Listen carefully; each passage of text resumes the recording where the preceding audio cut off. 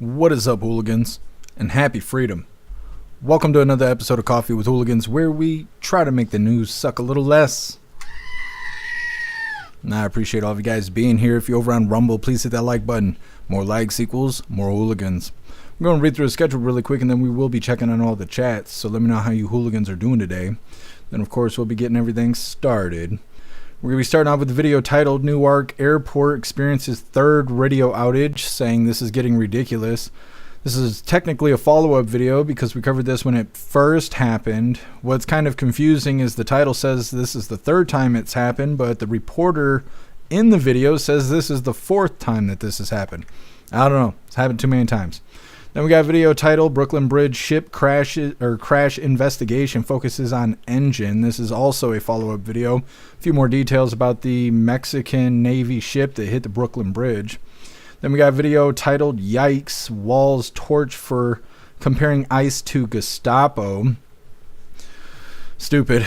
So stupid. Then we got a video titled President Trump on Tax Bill with GOP lawmakers. This is from earlier today. President Trump talking about the big, beautiful bill, but he's also talking about going and starting an investigation to see who was using the auto pen since the news broke of old man Walter having cancer.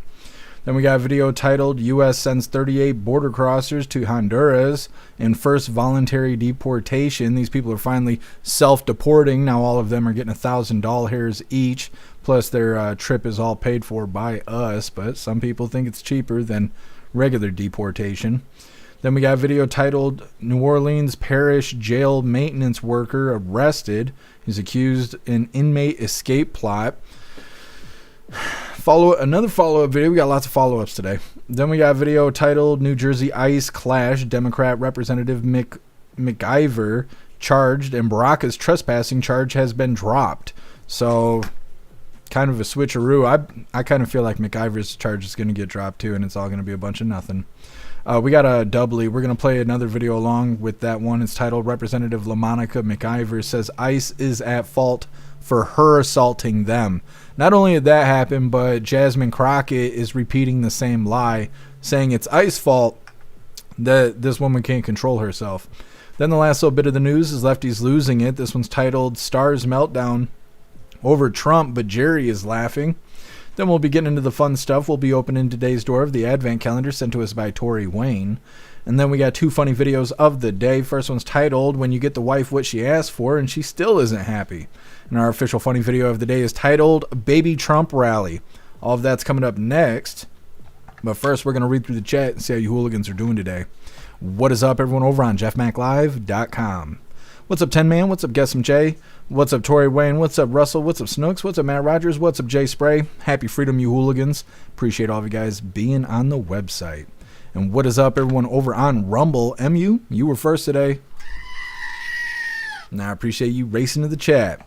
What's up, Tony Rez? Happy freedom. What's up, Elder Zoomer? What's up, Dutton? What's up, Kevin? What's up, H-Big? Happy freedom. What's up, Trapper? Appreciate you being here. What's up, Holly? What's up, Plastic Quack? Happy freedom to you, hooligans. What's up, Pumpkin? What's up, High Plains Drifter? Appreciate all of you guys being on Rumble. Hit that like button. See if you can get us on the front page. And what is up, everyone, over on Kick? Happy freedom to you. And what is up, everyone, over on Twitch? What's up, Mav? Happy freedom. What's up, Tony Rich? What's up, Jay Blazer? Happy freedom, you hooligans. And what is up, everyone, over on the communism platform? What's up, Proud Patriot Girlie? You were first over here. What's up, Toy Mafia? Matt Rogers, you're omnipresent. Appreciate you. What's up, Sassy Patriot? What's up, DB Cooper? Hold on, we got to refresh. YouTube is being fucking weird. I can't even scroll through the chat. What's going on here, man? What's up, Christine? Happy freedom to you. What's up, Ball? Appreciate all of you hooligans being here. And what is up, everyone, over on X? Happy freedom to you. All right, we're going to go ahead and get into things. Like I said, this first one is Newark Airport experiences third radio outage, saying that this is getting ridiculous. Now, this is a follow-up. We covered it when it first happened. The first time we had a radio outage, I think it was 90 seconds long or whatever, and we heard about a lot of people taking trauma leave. We didn't know what trauma leave was, so we had to look into it. In this video, they're going to, like I said, the confusing part is the reporter who's in the video says that this is the fourth time this has happened, even though the title says it's the third time, so I don't know if it's third or fourth. But they say the outage lasted 2 seconds, and they're blaming staff shortages. Now, in the comments of this video, people are blaming Trump. They're saying it's Trump's fault because Doge cut staff for the FAA or whatever. But when we originally covered this story, like I was just saying, we saw that a lot of their staff took trauma leave, which is a 45-day leave. And so their staff shortages is most likely because of that. They're also saying that the equipment that they use is from the 1960s, but that probably doesn't have anything to do with it. No, I mean Orange Man instead. Now, before we get into this, I want to remind you, hooligans, we have these Trump was right about everything t-shirts. Now, this design was created by Alistair, and Alistair is a badass in just about everything he does. So I will be posting his link in all of the chats for you hooligans to have the opportunity to hire him for your creative needs, because if you think it, he can create it. Now, this design does come in shirts for men, shirts for women, tank tops for men, tank tops for women, pullover hoodies, zipper hoodies, coffee mugs, dog tags, and we even made long sleeve shirts out of this design. Today, I got on the I am an American, I do not comply t-shirt. We got lots of items and lots of designs over in the merch store. I'll be dropping all the links in the chats while we're watching this first video. Fox News alert: Newark Airport experiencing a third system outage yesterday as the Federal Aviation Administration issued a ground delay due to staffing issues. Flights at the airport have already been delayed and canceled today after more than 100 were delayed yesterday. This is just getting ridiculous. Eric Sean is live at Newark Airport with the details. Eric, what happened this time? Yeah, good morning, Lawrence. The outage was brief, but it really raised alarms here at Newark International Airport. It happened to be the fourth since last month that has highlighted concerns with the country's air traffic control system. The FAA says yesterday the Philadelphia Center that handles the air traffic control for Newark lost radio frequencies about 11:35 in the morning. It happened for only 2 seconds, but that blip was long enough for controllers to have to alert pilots that there had been a problem. The agency says, though, safety was not affected. Just be advised, we may be having a frequency outage that is occurring right now.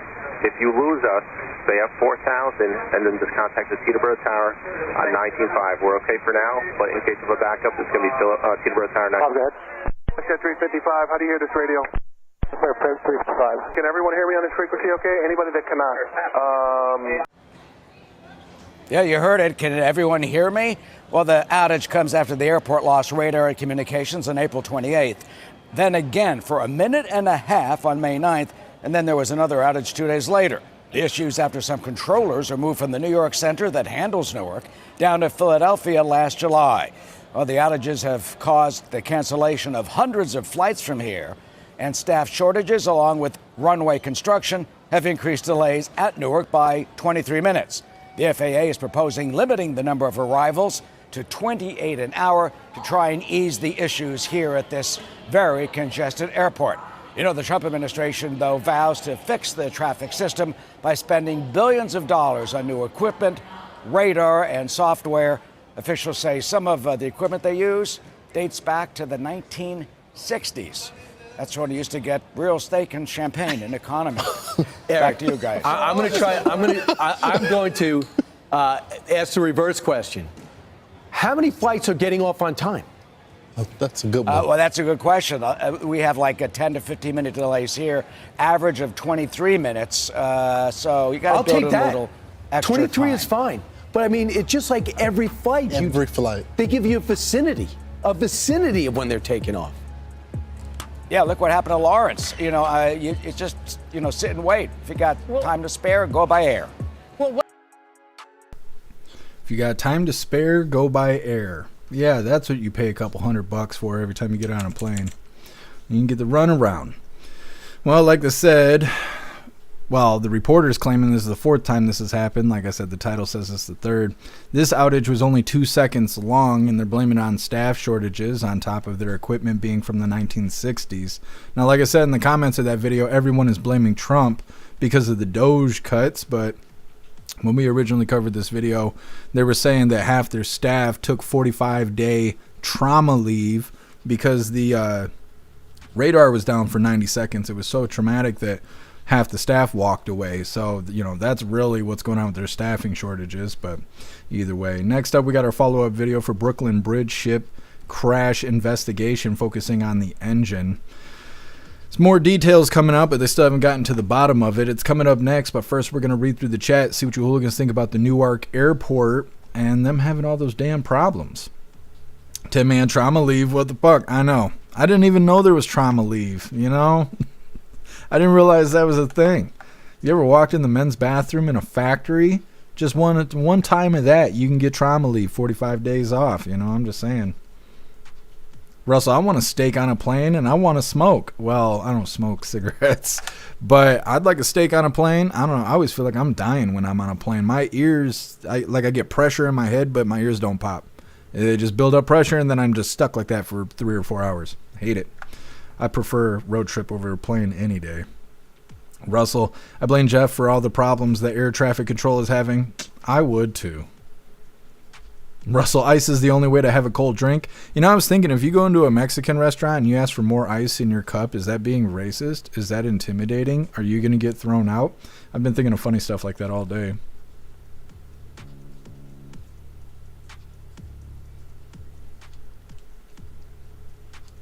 Guess Newark. It's Newark? No, it's Newark. I don't know what it is. It's nonsense out of New Jersey. What's up, Jay Spray? Happy Freedom.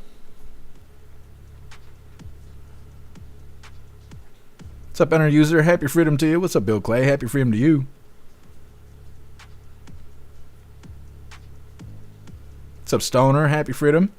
What's up, Aco? Doing good, Tony Rez. How are you doing? Kevin's the Chinese hackers? Nah, it might be. It might be. SagePub, Metalmouth, and all of those that raided last night say thank you. That was fun. Yeah, I sat there and watched it a little bit while I was shutting down the live.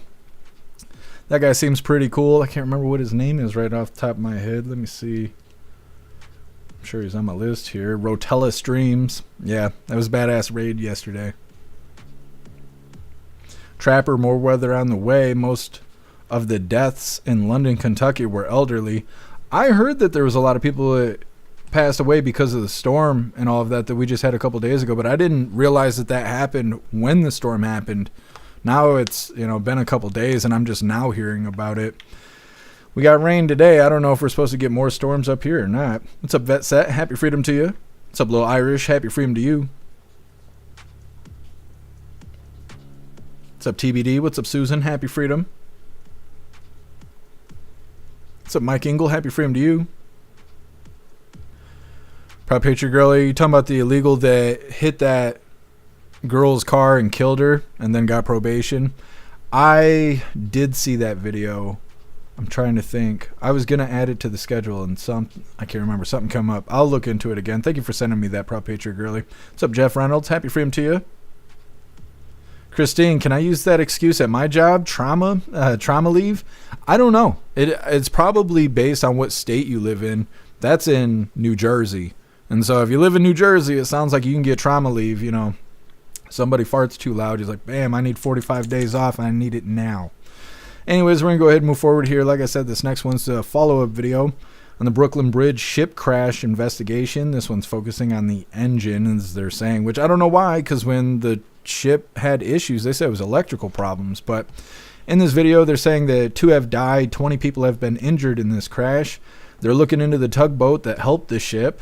They're also going to be looking into the status of the engine. They're looking for failures. They're looking for the last inspection. They're going to be talking to the crew about the engine. They're going to be looking to see if the engine has an ECM, which is an electronic control module. They're going to be looking into the crew and see how they operate. They're going to be looking into the ship, its condition, and the environment, such as was it windy that day or how was the current and things like that. They do not know if the ship had a data recorder, which I assume is the same thing as a black box. So it sounds like they really just don't know shit. But either way, they're looking into a bunch of stuff, and that's nice. Either way, hit that like button over on Rumble as well as the CommiTube, and let's get into this. Officials are investigating why a Mexican Navy training ship hit the Brooklyn Bridge on Saturday, smashing its masts. The crash left 2 people dead and 20 more injured.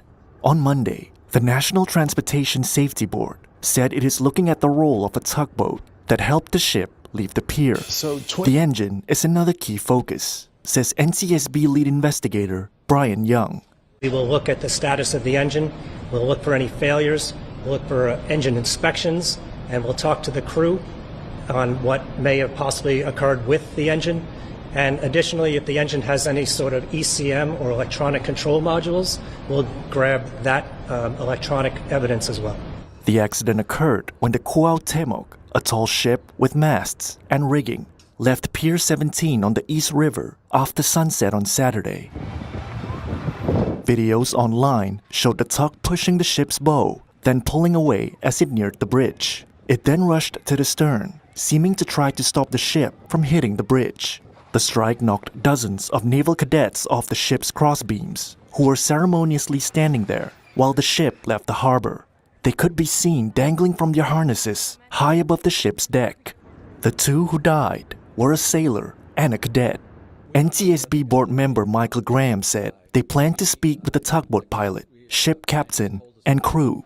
We will be looking into three main areas while we're on scene.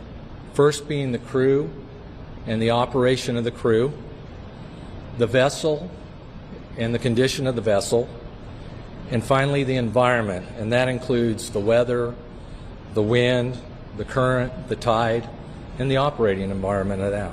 Investigators are seeking more videos and haven't confirmed if the ship had a data recorder.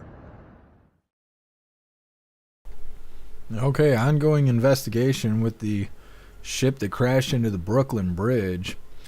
They didn't say anything about electrical outages this time, but that's what they were saying yesterday. I wonder if we'll actually hear what happened. I still think it's ignorance, negligence, whatever. People not paying attention to what they're supposed to be doing. That's just my opinion. Like they said, 2 people died, 20 people injured. They're going to be looking into the tugboat that helped the ship along. They're also going to be looking into the status of the engine, looking for failures, and looking for the last time it was inspected. They're going to be talking to the crew about the engine, looking to see if the engine has an ECM, the electronic control module, and they're going to be looking into the crew, the way they operate the ship and its condition, as well as the environment, as well as not being able to check the black box because they don't know if it has one or not. So maybe we'll get details on it, maybe we won't. It's hard to say. We'll stay up to date with it. At least they didn't knock the bridge over this time. Next up, we got Yikes, Walls torched for comparing ICE to Gestapo.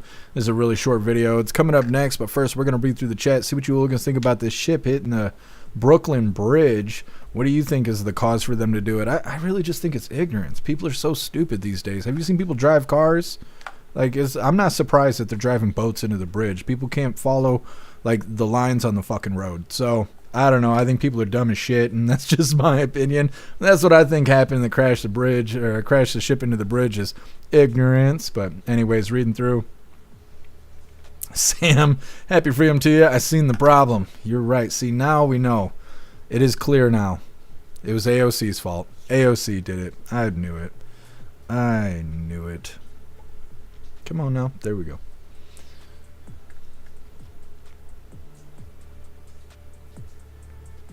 Man, equipped with auxiliary backup power, also lots of electronics. Yeah.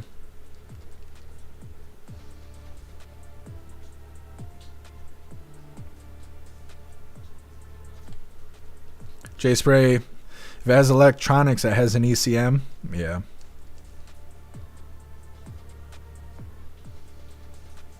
Russell, just throw a bottle of Jack Daniels in the tornado and you're good. Is that all it takes? I didn't realize. We found the cure for tornadoes.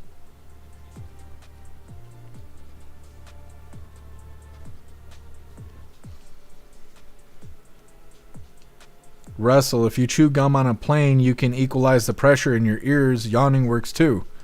Really? I've never heard that before. I always suffer when I get on a plane.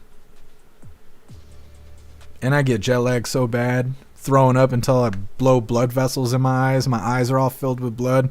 That's always fun. Last time I went to Orlando, that's how it was. What's up, Godspeed? Happy freedom to you.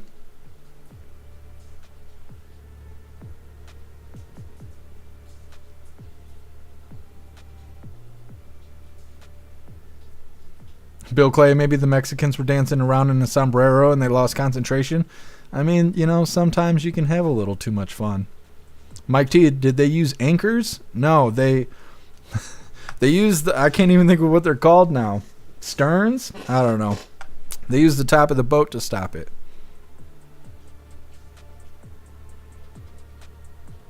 What's up, Hat the Cat? Happy freedom to you. What's up, Brad? Happy freedom to you.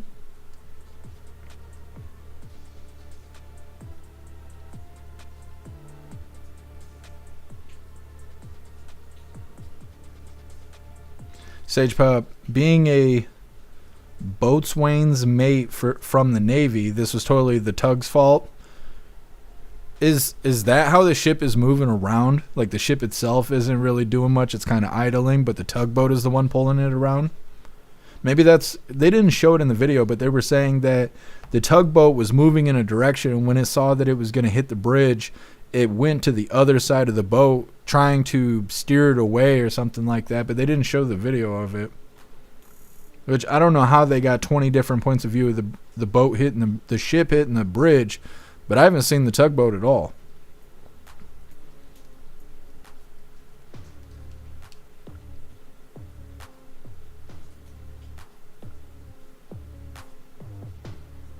Kevin, when a cat cleans behind its ears, it's a sign of rain. If a woman puts her feet behind her ears, it's a sign that she likes you. Now we are all smarter. What's up, Shroomish? Happy freedom to you.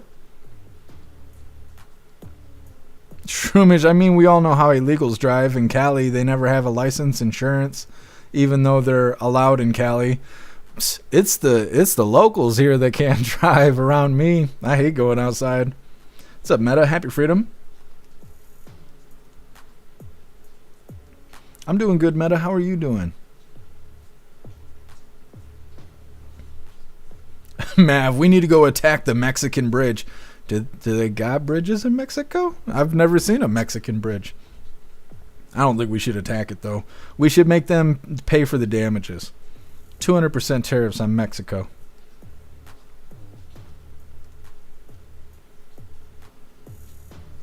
What's up, Mitchell? Happy freedom to you. What's up, Corey Luca? Happy freedom to you. No, I did watch that video, but I don't know what the hell they're saying. You guys had me watch Painkiller by Judas Priest, and then I can't remember what the other video was called, Corey Luca, but I watched them both. They were both heavy metal music videos where I had no idea what the hell they were saying. I tried to use the captions. Even the captions didn't know what the hell they were saying. And it was like a 7-minute long rock song. I don't know. It was very interesting, but I have no idea what they were talking about. Corey Luca, I told my friend to watch it. He listened to his daughter, said, how come someone plays that fast? Yeah, I mean, it sounds good. I just don't know what the hell they're saying. Like, how do you guys sing along to heavy rock or heavy metal bands? Or do you not? Do you just do the headbanging thing? You just follow the beat? I like to sing the damn songs.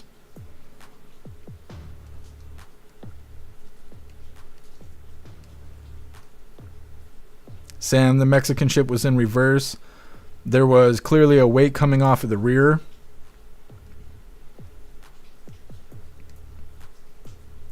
Tori Wayne, just headbang. I can't headbang much anymore. Getting old sucks. I can't headbang. You give me a headache.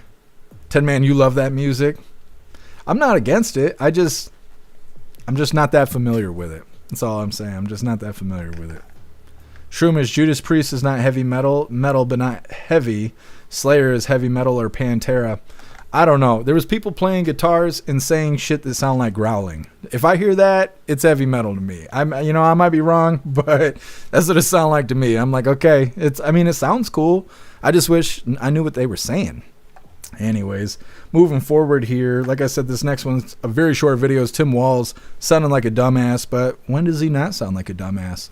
Before we get into this, I want to remind you, hooligans, really quick, if you would like to participate in Free Speech Saturday, make sure you post all of your memes over on Discord or on jeffmaclive.com.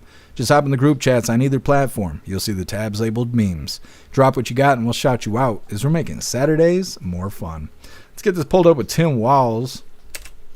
Now, like I said, this is a really short video. It's only like 50 seconds long. This, once again, is titled, Yikes, Walz Torch for Comparing ICE to Gestapo. Apparently, Walz gave a commencement speech over the weekend at the University of Minnesota. He's claiming that illegals are being shipped off to foreign torture dungeons. I don't know. It sounds like sexy talk to me. Either way, hit that like button over on Rumble as well as the CommuTube.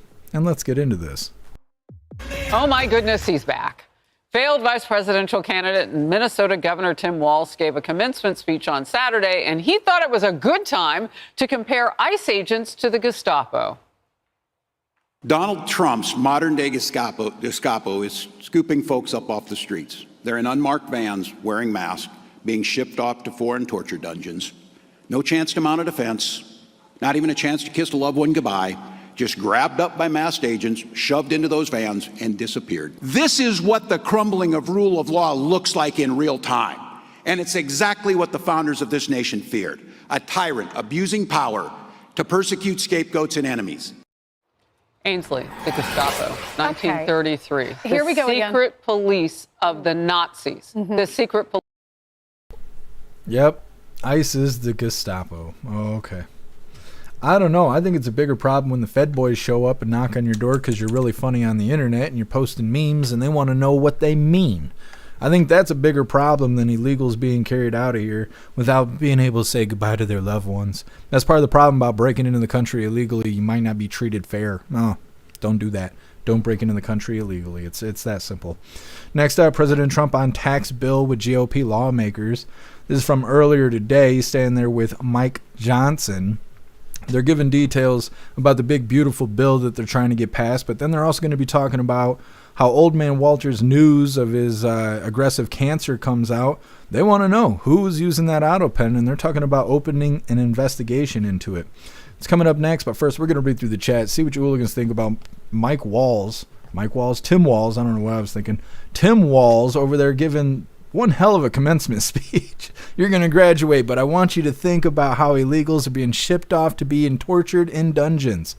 Why do they even let people do that? Like Jasmine Crockett, she went out there and made a fool of herself.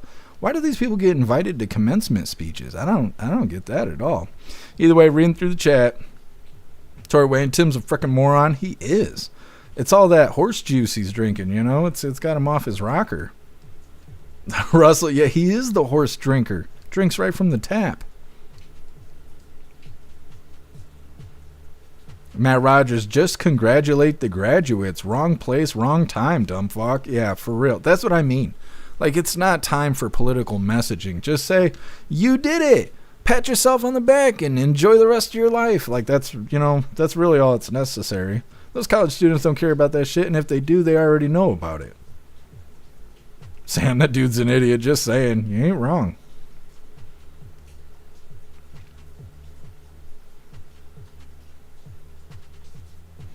You guys roasting that, I think it's Fox, that Fox reporter.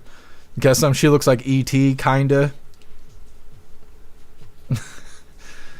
There's so much funny stuff I want to say, but it's not Saturday. Jay Spray got to see Eminem at the Post and Jelly Roll concert on Sunday. They sold out Ford Fieldhouse. That's awesome, Jay Spray. I saw Eminem at Lollapalooza right after the Relapse album had dropped. Or was it Relapse? I think it was Relapse. I've never seen Jelly Roll or Post Malone, though. I know a lot of people have seen Post Malone, and they say that his concerts are fantastic, but I suppose it depends on what kind of music you're into. It seems like a lot of people are having fun with those Post Malone concerts. I think he's on tour right now, because on the internet, every single day, I am seeing Post Malone everywhere, and people are saying that those concerts are awesome. Tory Wayne, Eminem has gone downhill, I hear. Sad. Yeah, Eminem sucks now. Well, they got him. They got him. I said this the other day. Eminem was always anti-establishment. He's making fun of everybody, right? Made fun of Bill Clinton, makes fun of Trump. He's put out 2-3 songs talking bad about Trump. But then he got on stage with Hyena Harris and told everybody to vote for her. He's never said anything about Joe Biden. He's never said anything bad about Harris. And it's like, oh, so you were out there banging kids too? Because how else did they get him to be a part of the establishment when he was anti-establishment? His whole platform was to be anti-establishment, right? His whole look is to go against the grain, to be the white dude rapping and stuff like that, to be your own person, to not be controlled by outside sources. And then he's out there licking the boots of Hyena Harris. How does that make sense? And so, yeah, they got him. Next thing you know, you'll see Eminem in a dress. Technically, we've already seen him in a dress when he was doing that salsa song back in like the early 2000s. A lot of people say that's when they got him. He's wearing a dress, but he's playing a skit, so he's played it off a little bit. A lot of people didn't catch that. Russell, Eminem's super liberal now. Yeah, it sucks. What's up, Appeal to Evan? Happy freedom. What's up, Tiger Jaw? Happy freedom to you. Bill Clay, that girl from the Progressive commercial gave a better commencement speech. I'm sure you're right.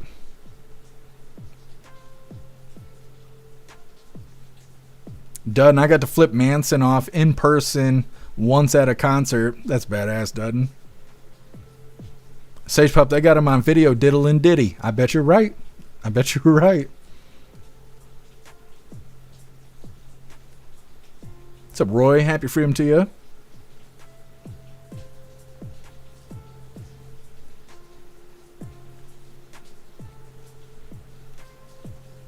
Cody, happy freedom to you.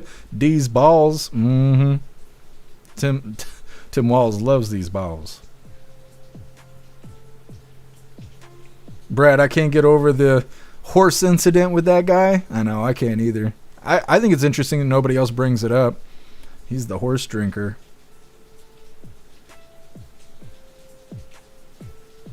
Enter user Flo is MAGA. Flo who? You talking about Flo Rida? I haven't heard Flo Rida in a long time. There's no way that's who you're talking about. Guess people confuse rock, hard rock, trash rock, all different. Yeah. People do that with rap too, though. People think that all rap is just rap. And it's not. It's like not at all.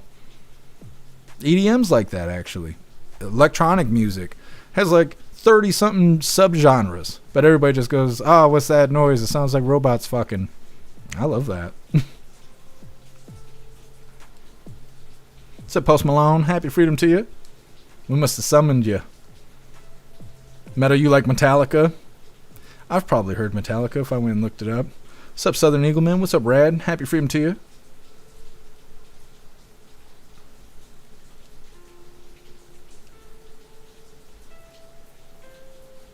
Stifler's mom, happy freedom to you. Eminem has any artist beat, he can just sit on his ass and do nothing and still be great. Well, in rap, country music makes more money than any other genre of music. And so Eminem is the greatest rapper of all time by technical skill.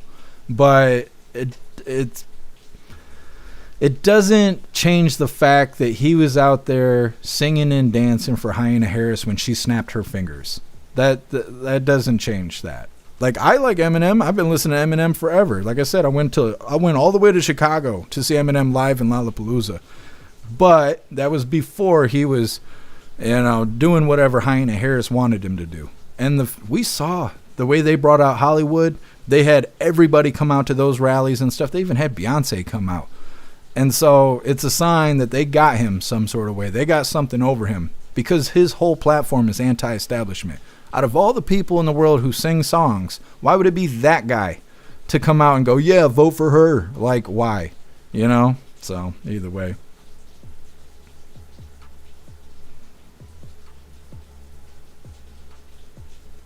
Bah, I never heard of the horse incident. Show up Saturday and I'll tell you. I can't do it because YouTube and Twitch is soft-ass platforms. Jeff Reynolds, Jelly Roll, and Kid Rock got bars in Nashville, Tennessee. I didn't realize Jelly Roll and Kid Rock got together. I bet those are pretty fun events as well. What's up, Lee? Happy freedom. He got diddied. I'm thinking so. Some form or fashion of it. Jeff Reynolds, Hollywood got paid millions of dollars to appear. Yeah. What's up, Austin? Happy freedom.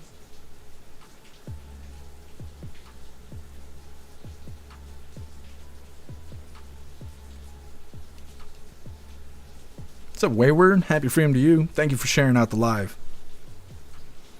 Wayward, you been sleeping since Saturday? Well, that's all right. You ain't missed much. Bob, happy freedom to you. Eminem fell off when he got diddied and blackmailed to support Harris. Yeah. Well, a lot of people think it's really weird how he disappeared for 4 years and he came back with the Relapse album and he was rapping all different and stuff. And he's pretty much been different ever since he had disappeared for that 4-year hiatus.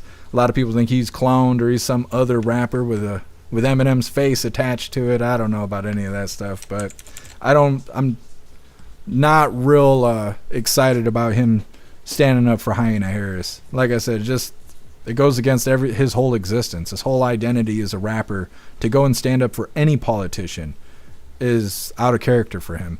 That makes me think they got something on him. Anyways, moving forward here, like I said, this next one's President Trump on the tax bill with GOP lawmakers. This is from earlier today. He's saying he's trying to get this big, beautiful bill passed. He says he's going to look into who was using the auto pen since the news of Biden having cancer broke. He claims that it was radical lefties using the auto pen and they should do something about it. He also says that this big, beautiful bill will be the biggest tax cuts in U.S. history if they can get it passed. Like I said, this is from earlier today. There's a bunch of little clips out there about it, but I figure why play 3, 4, 5 little clips if we could just watch the damn thing happen all at once, right? Hit that like button over on Rumble as well as the CommiTube, and let's get into this.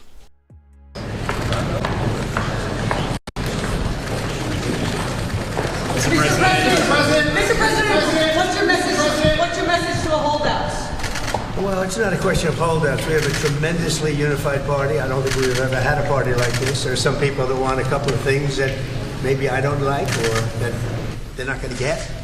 But I think we're going to have tremendous, not luck, we have tremendous talent. This man has done an incredible job as Speaker. You know, we had a majority of 1. We were 1 heart attack away from losing the House, okay? Now we have 7. That's a big, because we won some elections, as you probably noticed, and we're going to win a lot of elections. We have an economy that's roaring. We took out $5.1 billion. If you take a look, 5.1 trillion with a T, not a B. 5.1 trillion out of the Middle East. They're investing more than that. It's going to be ultimately more than that. But 180 wide-body Boeing aircraft. They're spending money at levels that nobody's ever seen. Usually a president goes for a trip and he loses money. In other words, he gives money. We went for a trip and we took out $5.1 trillion. Nobody has ever seen anything like it.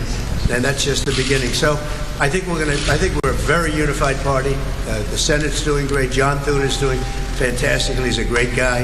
And we're going to have a bill, the one big, beautiful bill. I think it's going to be, it's the biggest bill ever passed, and we got to get it done. Tremendous tax cuts for people, tremendous incentives, tremendous regulation cuts, all these regulations that are so horrible. And now you find out what happened, because Biden, look, it's a very sad thing what happened, but we're going to start looking into this whole thing with who signed this legislation. Who signed legislation opening our border? I don't think he knew.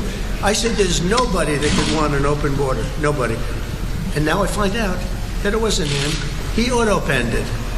Who was operating the auto-pen? This is a very serious thing. We had a president that didn't sign anything. He auto-penned almost everything. He opened the borders of the United States of America. And I kept saying, who would do such a thing? Allowing criminals to pour in from all over the world, not just South America, all over the world. They came in from Africa, they came in from Asia, they came from the Congo. The prisons in the Congo in Africa, these are rough people. The prisons from the Congo are empty. You know where they are? They're in this country. Who would sign this? Nobody would sign it. No sane person would sign it. You know who signed it? Radical left lunatics that were running our country, and the auto-pen signed it. And they didn't want him, and they were disappointed in getting him because they wanted Bernie Sanders. And then after about 2 weeks, they said, wait a minute, this is a gift. He'll do anything. We're going to use the auto-pen. And they used the auto-pen and everything. He didn't approve this stuff because when Joe Biden was with it, he would never have approved it. You take a look. He would have never approved open borders. Go ahead, another one. Are Republicans still grandstanding in your view? Oh, yeah, sure. You have a couple that will grandstand, but I think even the grandstanders should. Look, the alternative is a 68% tax increase. And you can blame the Democrats for that and 1 or 2 grandstanders. We only have 1 or 2, but we have tremendous support. But you'll have a 68% tax increase, or you'll get a massive tax decrease. You'll get a tax cut, the likes of which we've never had before. This is bigger than any Ronald Reagan tax cut. It's even bigger than the tax cut that I gave, because as you know, that's being extended and increased. So this is the biggest tax cut in the history of our country, or you'll get a 68% tax increase. And if that happens, I mean, what Republican could vote for that to happen? Because they wouldn't be a Republican much longer. They would be knocked out so fast. But we're going up to details. This is I'm a cheerleader for this party, and I'm a cheerleader for the country. Much more importantly for the country. But I'm a cheerleader for the party, and we're going to go up, and I think we're going to have a very good discussion. There are one or two points that some people feel strongly about, but maybe not so strong. On one of those points, do you consider some of the proposals on the table, like co-pay provider tax, as a benefit cut? How are you viewing those? No, we are looking at one thing. We're not doing any cutting of anything meaningful. The only thing we're cutting is waste, fraud, and abuse. With Medicaid, waste, fraud, and abuse. There's tremendous waste, fraud, and abuse. There's incompetent things put in. We have illegal aliens that are multiple killers with multiple murder records getting Medicaid. I don't think anybody minds if we cut that. The Democrats, on the other hand, are going to destroy it because they're going to leave these people on. We're cutting three things: waste, fraud, and abuse. We're not changing Medicaid, and we're not changing Medicare, and we're not changing Social Security.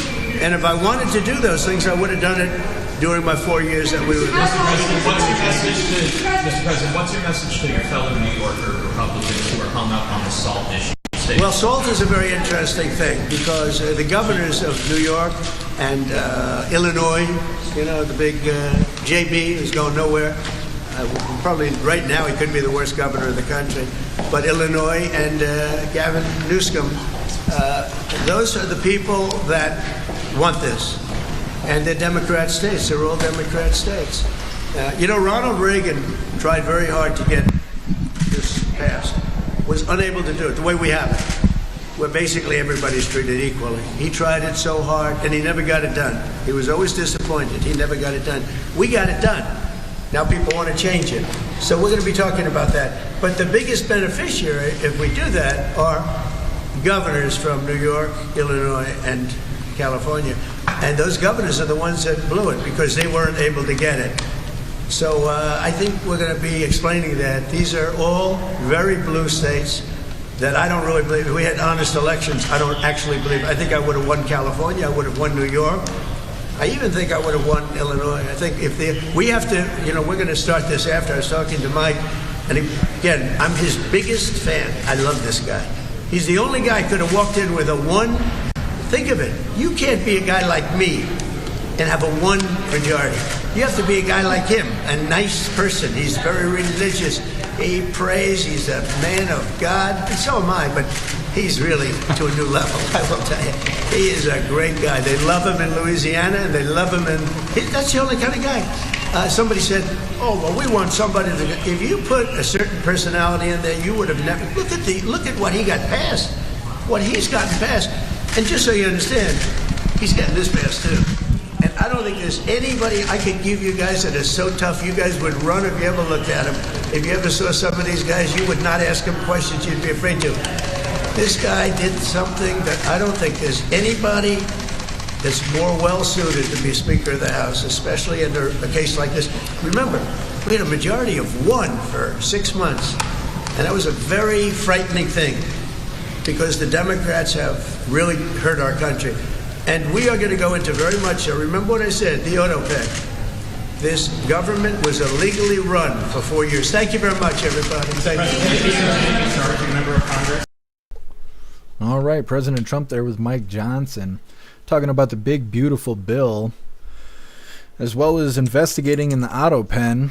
They were saying a couple months ago, I think it was 2 months ago, they were talking about how everything that was signed by the auto pen, those last-minute pardons and things like that, should be null and void because it was signed with an auto pen. There's no guarantee that it was actually signed by the president at that time. So they should investigate it. We all know old man Walter wasn't running anything. He couldn't find his way through the door of the White House. Okay, he wasn't running anything. So I think it's good. I'm also really interested to see if they can get this big, beautiful bill passed, because this is the bill that has no tax on tips, no tax on overtime, all that kind of stuff. And like I said, either yesterday or Saturday, Democrats are saying that the no tax on tips, no tax on overtime is limited. Now, I'm not one to trust Democrats and stuff, but I am curious, is there limitations? Is there temporariness to the whole no tax on tips and all of that. I do want to know more about it, but we're not going to know more unless they pass the bill. So I guess only time will tell. What's up, Hair Juicer? Happy freedom to you. Next up, we got U.S. sends 38 border crossers to Honduras in first voluntary deportation. These people are all using the CBP Home app. They got their trip paid for, and they each got $1,000 on a debit card of sorts, but they're no longer here in the country, so that's good. It's coming up next, but first we're going to read through the chat, see what you hooligans think about President Trump talking about the big, beautiful bill, as well as talking about the auto pen and potentially opening an investigation on it.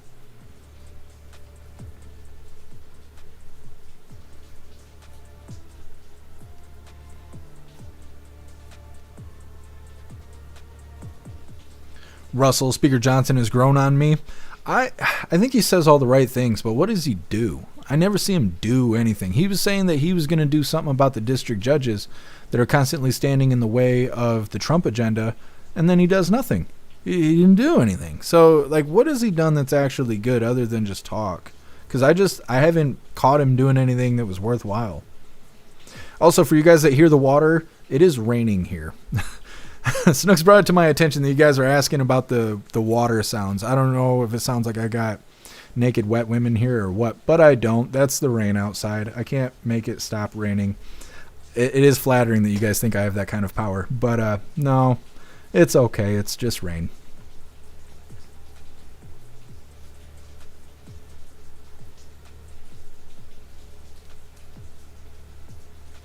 Tory Wayne, that bill won't pass as there's too many against it. Yeah.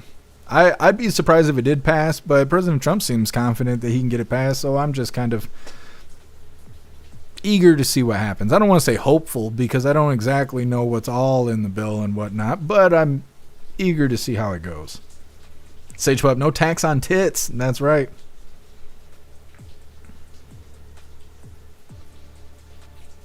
What's up, Disco? Happy freedom to you. Sage Pop, he said new scum. Yeah, there's no other way to say his name.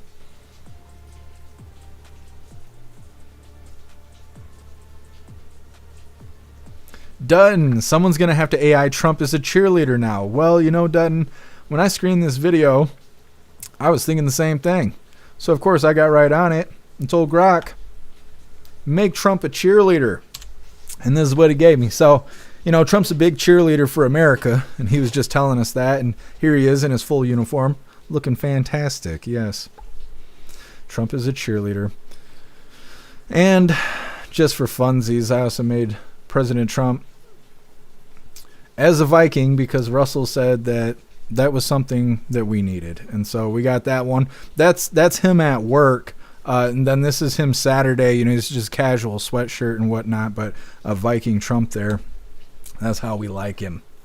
Just like that. Anyways, moving forward here. Reading through the chat.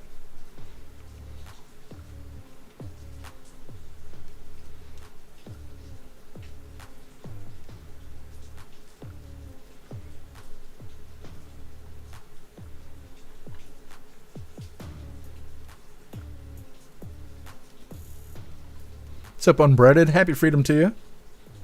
I'm doing good. How are you doing? What's up, Plastic Quack? Happy freedom. Appeal to heaven. So is the secret meeting a good thing? What's the secret meeting? Appeal to heaven. I don't know anything about a secret meeting. I think I wasn't invited. It happens. Meta, the auto pen is a waste of time. Not provable. Everything was Walter's intentions. Maybe. I don't know. I think they should do something about it. I think they should do something about the 2020 election. But I don't think they're going to. I think they should. But we'll see. What's up, Lisa? Happy freedom to you. What's up, Tony Rich? Happy freedom to you.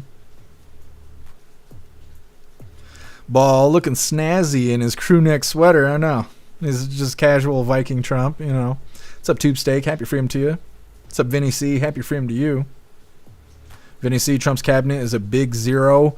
I don't know. I think some of those people are okay. I'm trying to think of who. There's Bobby Jr., right? Bobby Jr.'s doing stuff. He just knocked out 8 dyes out of our food. Now, I can't remember how long it's going to take for them to actually remove those dyes from our food, but he at least did that. Pete Hegseth, he's been doing stuff. I mean, he's been getting accused of nonsense, right? They said he was a Nazi because he had the cross on his chest. Then they claimed that he was a woman beater. Then they said he was just like a womanizer in general because he doesn't think that women should be in combat roles. What else was there?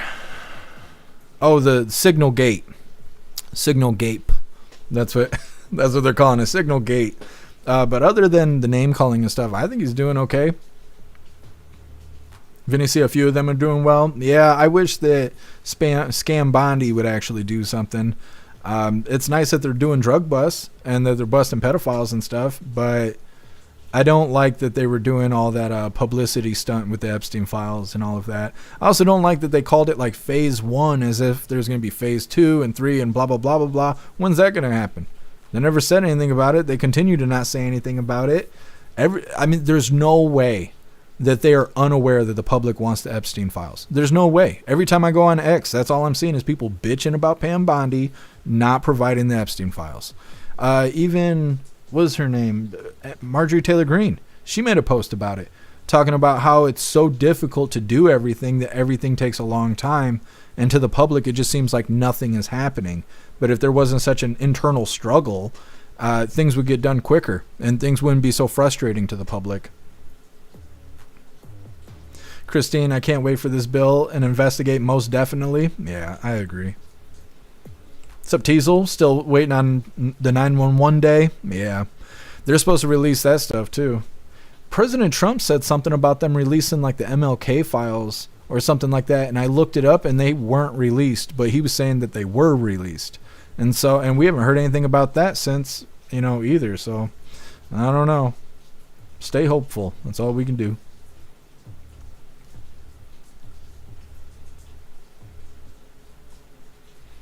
All right, hooligans, we're going to go ahead and move forward here. Like I said, this next one is U.S. sends 38 border crossers to Honduras in first voluntary deportation.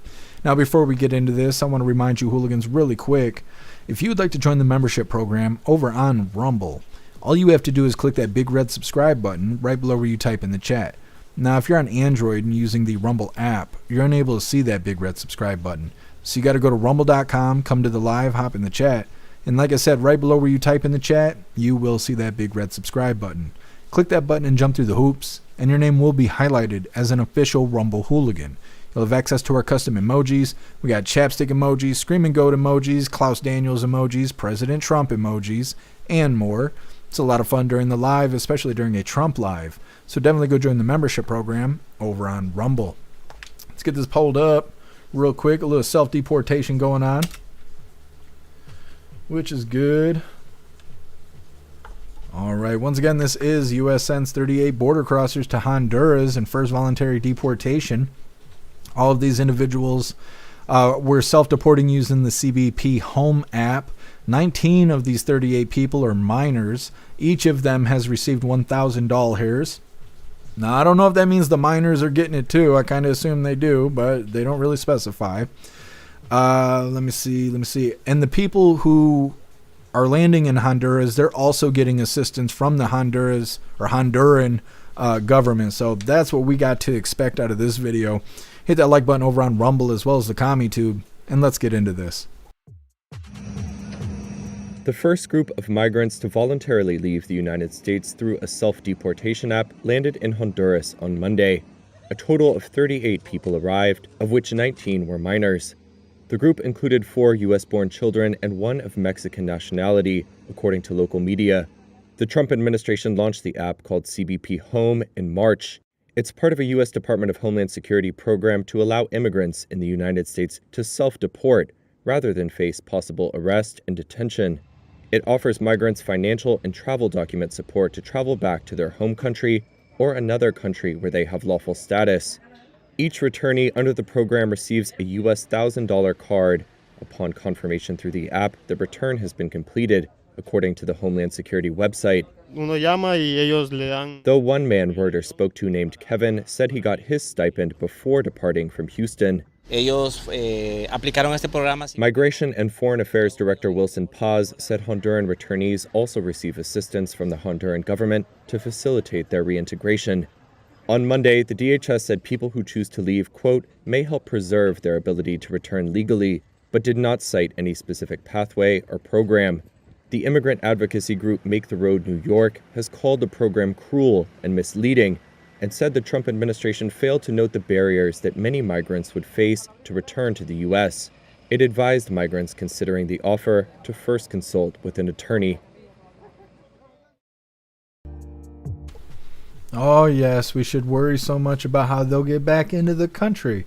Well, they should worry about filling out the paperwork and getting their doll hairs together because it ain't cheap to come here. So we'll let that be their problem to worry about. At least they made it back home. That was what the Democrats cared about. Oh, my God, we're just sending people all over the country or to other countries all over the globe, like Tim Walz said, to torture dungeons. That's where they're being sent, to torture dungeons. Well, at least they made it home in this case.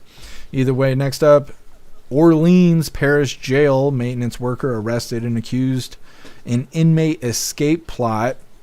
Got an update here for the escapees in New Orleans.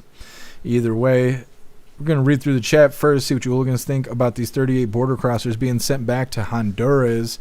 Like I said in the video, out of the 38, 19 of them were minors. Each of those individuals received $1,000 on some form of a debit card. They're also going to be getting assistance from the Honduran government. Good for those people. Either way, like I said, reading through, and we'll get onto this New Orleans situation next. Russell, we need Bigfoot at the border. I don't know. We need more than just one. We need the whole family to stop by. You think Bigfoot's an American? Has anybody ever thought of that?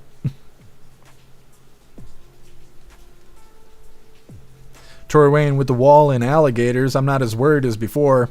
I mean, as long as our Border Patrol agents aren't escorting illegals into the country like they were for the last 4 years, then I feel a lot more comfortable about things. Guess some Americans are not blurry. You know, you're right. Bigfoot probably is not an American. Bill Clay, Mexico's a torture dungeon? To Tim Walz, we are shipping illegals to torture dungeons. And I can't say that phrase for some reason. Plastic Quack. And there's other options. And their other option is to be thrown out, never to be allowed back. Take it or leave it. Absolutely. Absolutely. Get deported and never come back, or get your paid trip, $1,000 debit card, and you can figure it out after that. I mean, they're getting that soft treatment. Pumpkin, every deportation counts. Absolutely. Done. I wonder if I can use that app and get a paid vacation. They're going to deport you to Ohio. This is going to happen. You're going to be like, what kind of vacation is this? This is bullshit.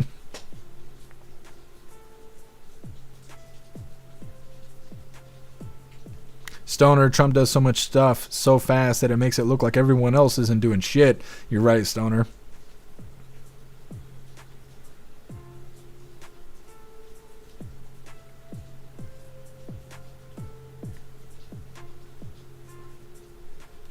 Appeal to Evan, the festival or meeting you had to go to last week.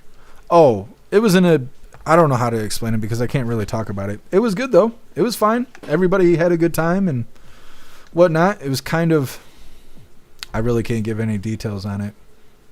It was fine though. It went fine. Everybody was pretty excited to see me. I don't go to anything because I'm always live. Plastic Quag, Bigfoot is OG Native American. You know, yeah, you're probably right. You're probably right.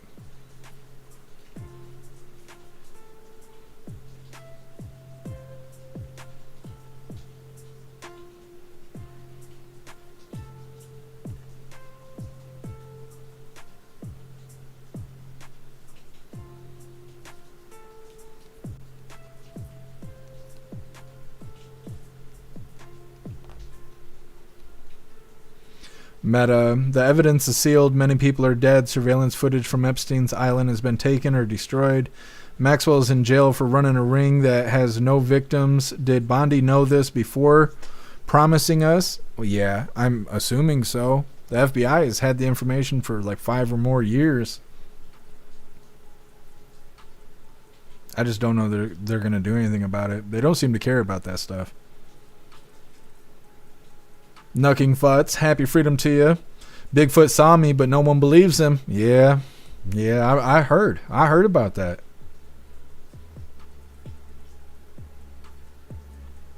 Rad.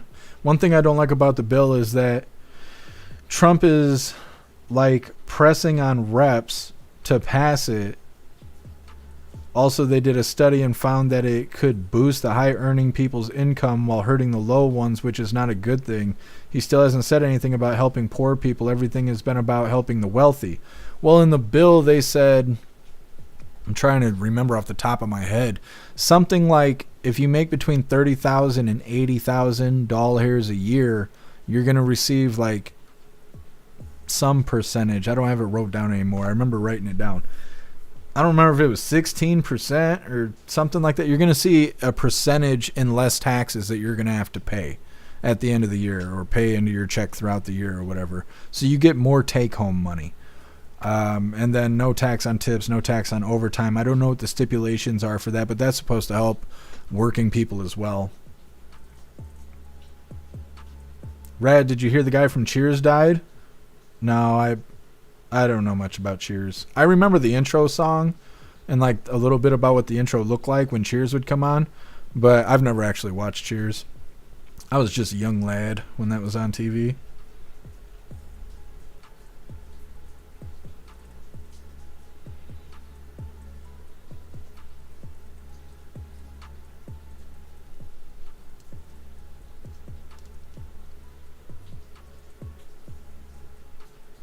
Cheeky Chops, I need 1,000. Yeah, I'm saying. What's up, MD Cyron? Happy freedom. Paying them to leave. Yeah, but a lot of people are saying that the amount of money that we're paying the border crossers to leave is still cheaper than deporting them ourselves, even if we have to pay for the travel expenses. I don't know. I've never crunched the numbers myself.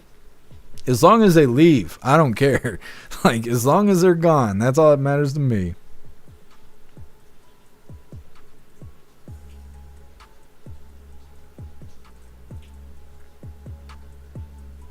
Russell, Norm died. So sad. Yeah, Norm died. I don't know who that is, but everybody says it's sad, so Norm must have been somebody cool. Appeal to Evan, Masons gathering, gotcha, secret societies. No. There's young people, there's relatives, there's friends, there's family members and stuff like that that are in danger if I put spotlight on them. So I can't ever talk about them. I can't talk about things we do or where we go or anything like that, because some asshole will show up and beg me to do bad things to them. And so I can't ever talk about that kind of stuff, which really sucks. Sometimes I have really proud moments that happen and I want to tell all of you guys and I can't, because there's always shitheads watching. They're just waiting to try and get me one way or another, and I hate that. I hate the shit out of that. So because of that looming threat for 5 years now at the end of this month, actually it's like 10 days from now we'll be at 5 years live streaming. Yeah, because the bad guy's watching me, I can't ever disclose most of the fun stuff in my life. It's just the way life is. Either way, moving forward here, like I said, Orleans Parish Jail maintenance worker arrested, accused in inmate escape plot. This is obviously a follow-up on the inmate escapees. Now in this video, they're going to be talking about how a maintenance worker was the guy that supposedly helped these individuals. Apparently, the inmates asked him to turn the water off to the toilet that they moved in order to escape. He claims that he was forced to help those inmates. They're also calling for Sheriff Hudson to step down, who I guess was in charge of this whole operation. There's people saying that the maintenance worker also provided tools to help them escape, but they're currently investigating that. They're also trying to figure out how the inmates knew where to go after breaching the wall. How did they know which direction to go to eventually escape through that loading dock area? Or that's at least what it looks like to me. Either way, that's what to expect from this video. Hit that like button over on Rumble as well as the CommuTube, and let's get into this. Is breaking news on WDSU. And right now we are following breaking news surrounding that jailbreak at the Orleans Justice Center, as we're now learning a maintenance worker has been arrested for allegedly helping those 10 inmates escape early Friday morning. And sources tell us that more arrests could be coming today.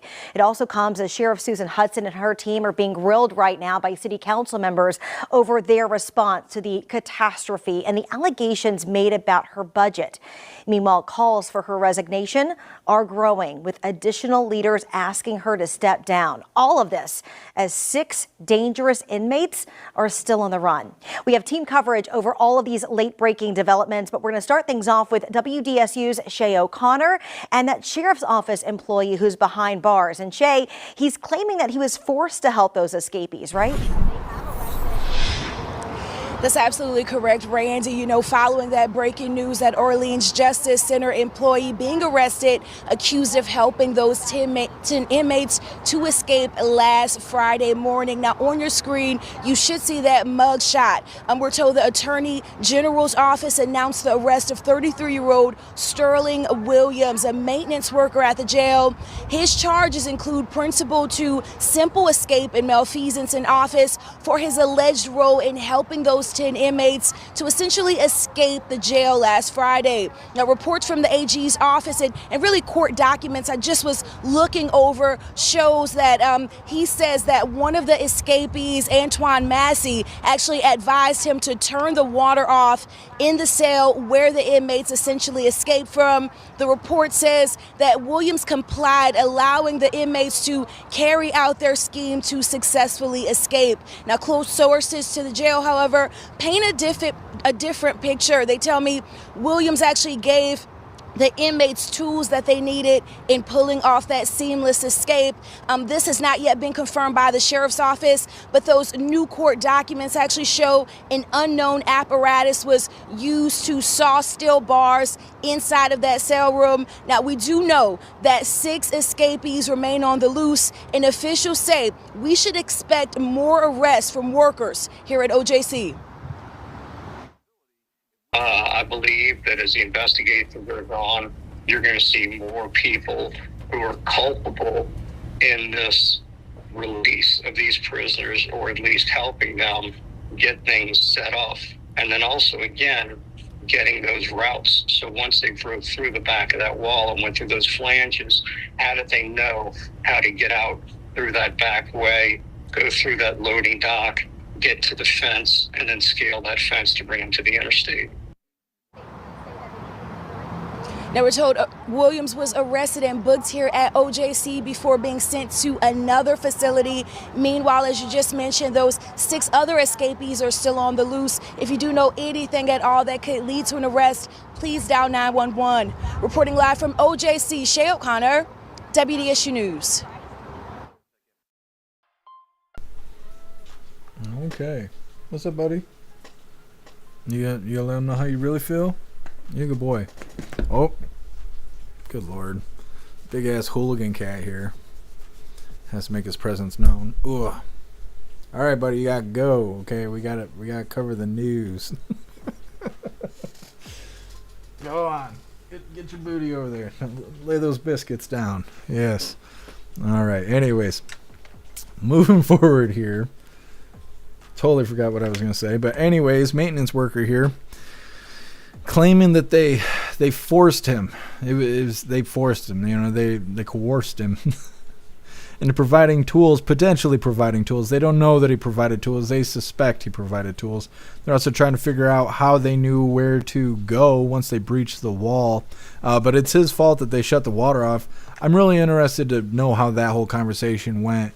What was their excuse for needing the water shut off in a cell that didn't have anyone in it? Why did he comply? What were they going to do to him if he didn't turn the water off? They were going to get him somehow? Why wouldn't he tell the warden? Why wouldn't he tell somebody, hey, these assholes are threatening me? How about we put that on the books and charge them with some more crimes? And I saw someone say in the chat, Why are people escaping jail in 2025? I know all they had to do was say it was racism, and then they would have got out for free. They probably would have got $500,000 on Give, Send, Go or some shit like that. So I don't know. They got out of jail the hard way, I suppose. Either way, next up, we got a video that was sent by, I think, Proud Patriot Girly. I haven't screened the video. I saw a not very... I don't know how to word this. I saw a version of this video earlier today that did not have a lot of information. There was a lot of people talking over each other. And at the end of the video, you didn't really have a firm understanding of what happened. But Proud Patriot Girlie sent me this. It's titled, Father Speaks Out After Border Crosser Killed His Daughter and Avoids Jail Time. Now, I know the situation. His daughter was driving home from work. An illegal was exceeding the speed limit. He T-boned her car on the driver's side, killing her probably instantly. Nobody really knows, but we assume that she died instantly. And he was given probation, and that's it. And so I haven't, like I said, I haven't screened this video, so I don't know any more than that, but that's what's coming up next. First, we're going to read through the chat, see what you hooligans think about these escapees that are still on the loose, and this maintenance guy who's been arrested because supposedly he helped those guys escape.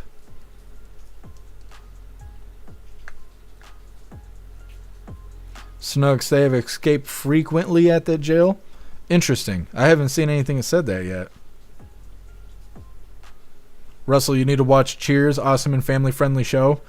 Someone over on Rumble was saying that too. I'm trying to figure out where I can watch it at.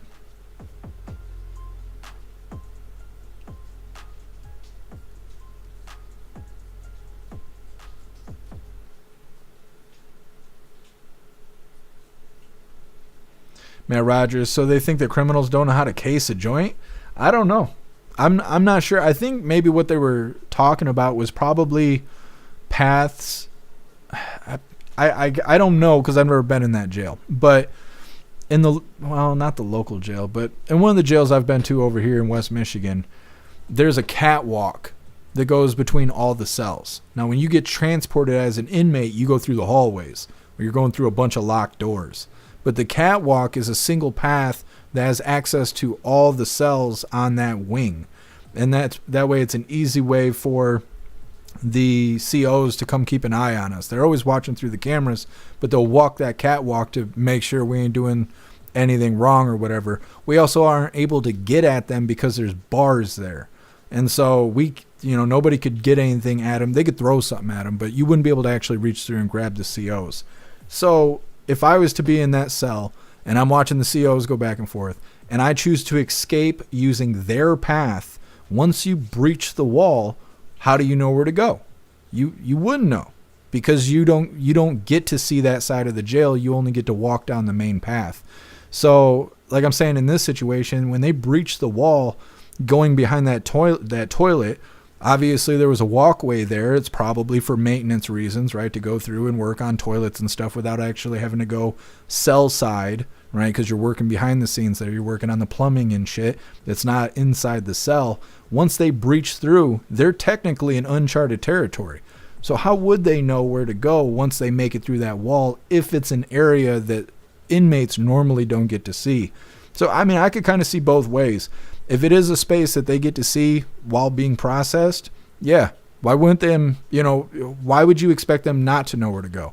But if it is a behind the scenes kind of pathway that's reserved only for COs, how would they know where to go? How do they not run into other COs and stuff like that while trying to escape? I could kind of see both sides of it.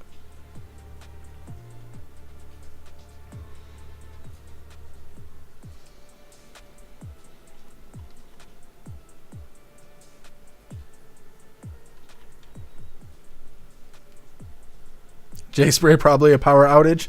Yep. Electrical issue. That's how they got out. Just like the boat. Done. I would assume that one of the prisoners made a threat against a family member of the maintenance guy. Got to remember, prisoners have friends. That's true. That could definitely be. It'll be interesting if we get more details on this maintenance guy, because it just seems kind of weird. Because even if they did threaten a family member, see, I always feel weird about that stuff. I see that stuff on TV where you see inmates calling their homeboys, and then their homeboys roll up on somebody's house and they all make threats, like basically saying like, I can be in jail and I can still get you. And it's like, if you want your homeboys to drop dead, then that's all you got to say, buddy. Like that's what I always think. I never understand what it's like to be scared. I'm not afraid of humans. I'm not. And if I died, that means I don't have to pay bills anymore. So I never understand the fear thing. I don't get that. If somebody was threatening me, that'd put the biggest fucking smile on my face. Like, let's do it. Like, whatever you want, buddy. I'm not scared of shit. But not everybody feels that way. A lot of people have stuff to lose. They got family members they don't want to be hurt, stuff like that. I can understand that, but it just seems like if you got some asshole in jail making threats against you, you can make his life suck. You can keep reporting him. You can continue to add time on his record. And if his family want to come around and stuff, as long as you know your rights and you enforce your Second Amendment and teach all of your family members to do the same thing, especially if you got surveillance at your house, this could turn into a really interesting situation where you could catch their homeboys on camera, not even have to do anything to them. Just watch them trespassing, trying to break into your house, trying to damage your property, trying to intimidate you, right? Intimidation is a crime. Things like that. Now they're going to jail. Next thing you know, they got the whole family in jail because they thought they were slick, trying to pretend that they're the mob or some shit. People are dumb as fuck. They are dumber now than they have ever been. There's no way I would let a dumb person threaten me. Like, there's just no way. And so, I mean, I can see the differences, but it's hard for me to wrap my brain around being like, I'm working at a jail. I'm working on toilets and changing light bulbs. These inmates come up and start telling me they're going to do something to me, and I'm going to comply with the inmates. I don't know. I just don't get that. I just don't get that. And I understand they'd be big and buff and all that. That's great. That's great, but it just doesn't matter to me. That's why we have order. That's why we have structure and shit like that. That's why we have laws. The biggest problem is that they don't enforce the fucking laws. And then you're still in the situation, right? Homeboys roll up, they're threatening you, they're casing out your house and stuff like that. You call the police don't do anything. You make 3, 4, 5, 6 police reports. Hey, these guys are watching me. They're destroying my shit. They're showing up in my house, whatever. Eventually, if you have to put these fuckers in the ground, there's no way you're going to jail for that shit. You will initially, but when you get to trial, here's 15 police reports saying that they were trying to get me. Here's video footage of me mowing them down in the front yard as they, showed up 5 dudes deep with pistols, whatever it is. Like, build your case. You got to do it smart, follow the law and all of that. But I don't know what the hell would have to happen to make me go, I'm going to comply with the inmate. Like, nah, that's stupid to me. That's dumb shit to me. But that's why I said I'm interested in the follow-up. If we can get a follow-up to understand how did they coerce the maintenance guy to comply, it could change my mind. But from all the little hypothetics I can pop in my head right now, I do not understand complying with inmates. That just doesn't make sense to me. Sam, I'm not tough. I'm just not scared. I grew up getting my ass whooped from family members to bullies to whatever. And all I've learned is that most people aren't willing to kill you. And if they're not willing to kill you, how dangerous are they? Right? So it's like, not really scared of people. I'm just not. Most of them are just dumb. They're just fucking dumb and in the way. And so just don't comply with evil. That's all I think. Don't comply with evil. Sam, we're wishing in that, or we're living in that I wish a motherfucker woods. Yeah. I don't know. People here are stupid, but they know better. If it comes like toe to toe, time to do some shit, people usually chill out because they don't want bad problems. So you got some form of order. And I know in big cities it ain't like that. We cover that all the time. People are assholes. But I cannot picture the right situation where I'm going to comply with the inmate. Because I saw someone say that in the Rumble chat. If something bad happens, then this guy should be held accountable for it.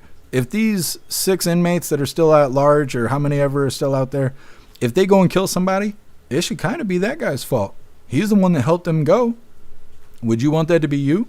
You know what I mean? You're in jail, you're working on a toilet, inmate's like, hey, you're going to help us get out or else I'm going to kill your daughter or some stupid shit like that. You're going to be like, yeah, like I'm going to do that. I'm going to help this guy get out. And then that guy gets out and he murders 2 people. Now you're getting 2nd or 3rd degree murder charges because you helped the murderer escape.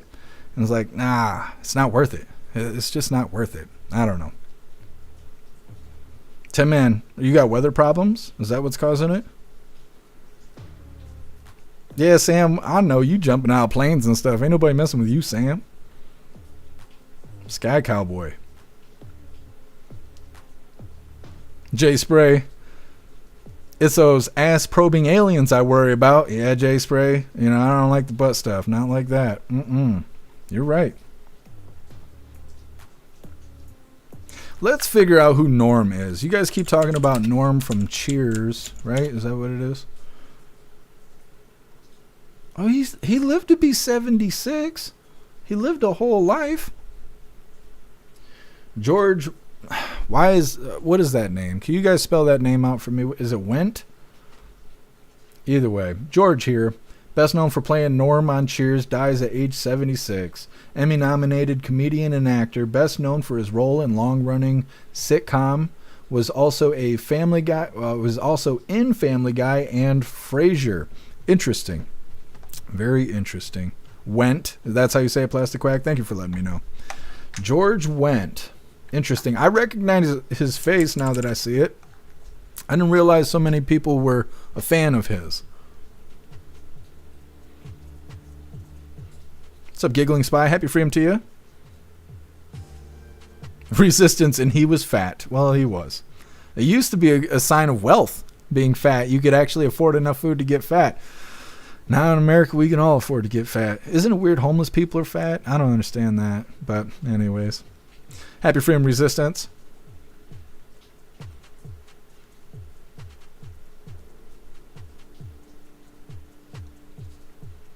Appeal to Heaven, maintenance men don't make much money. I don't think he was threatened. I think they'd offered him some good cash. That's an interesting idea, Appeal to Heaven. That's interesting. Here's a bunch of money instead of getting minimum wage or whatever. You just got to turn that water off. Turn that water off would throw you $10K. That's pretty interesting. I still wouldn't do it, but that could be Appeal to Heaven. I could see that working on people. Absolutely. High Plains Drifter, happy freedom to you. Thin Lizzy, what? No, she ain't. Oh, wait. You're talking about something else. I thought you were talking about Lizzo. Lizzo's, there's no way she's thin. I know she's losing weight. She's Ozempic or whatever, but I don't believe it. I don't believe she's thin.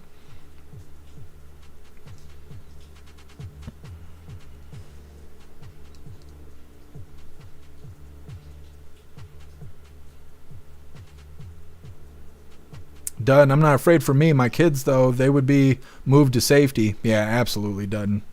Yeah, and I understand. I mean, I fully understand having vulnerable people in your life. I got to deal with it every day. But it just, I don't know. I don't like being coerced. I don't like being told what to do. I don't like people changing my plans. And so you're at work and somebody's like, hey, go do this for me, blah. You got to have something crazy coming my way or else I ain't doing shit. Just not. I don't like being interfered with. But that's just me. I'm not most people. What's up, Turbo? Happy freedom to you. It's Bring Your Cat to Work today. Yeah, see, that's a real holiday. We need to talk to Trump. Like, look, Big Daddy Trump, we need a Bring Your Cat or Dog to Work day. We need that. That press briefing we covered earlier was all right. I've been thinking about it since we covered it. Some of the best questions we've ever heard out of the press room was Bring Your Kid to Work day. Plastic Quack, Norm was known for his one-liners. When he walked in, everyone yelled Norm. Yeah, Plastic Quack, I think, yep, Sam shared it here on the website. Like I tell you guys, we got GIFs in the chat over on the website, and Sam shared this. So it's ironic that you described that because that's exactly the scene. This is my only impression of Norm here. Either way, now I gotta watch Cheers after the live. Shroomish. Frasier was on Cheers 2. I hated Cheers and Frasier when I was a kid. Yeah, I kind of feel that way too, Shroomish. I don't want to say that because, Norm kicked the bucket, but I am interested to go back and watch it. I don't think the show was necessarily made for kids, right? Cheers in a bar, people drinking, not really aimed for children. So when I was a kid, of course I didn't, wasn't interested in watching it. I want to go kind of watch it now. I probably can find some clips on YouTube if I can't watch it on Netflix or Hulu. MU, Norm was a likable character, great for one-liners. So you guys are talking me into it. Bill Clay, Klaus is vulnerable? No, Klaus is probably the most lethal person I know right here. He's a tactic cat, full blown 100% hooligan made. That's why his fur is like wool, so I can just strap him to my bulletproof vest right onto the Velcro there. Just run through. Tactic cat, throw the Klaus. It's good stuff.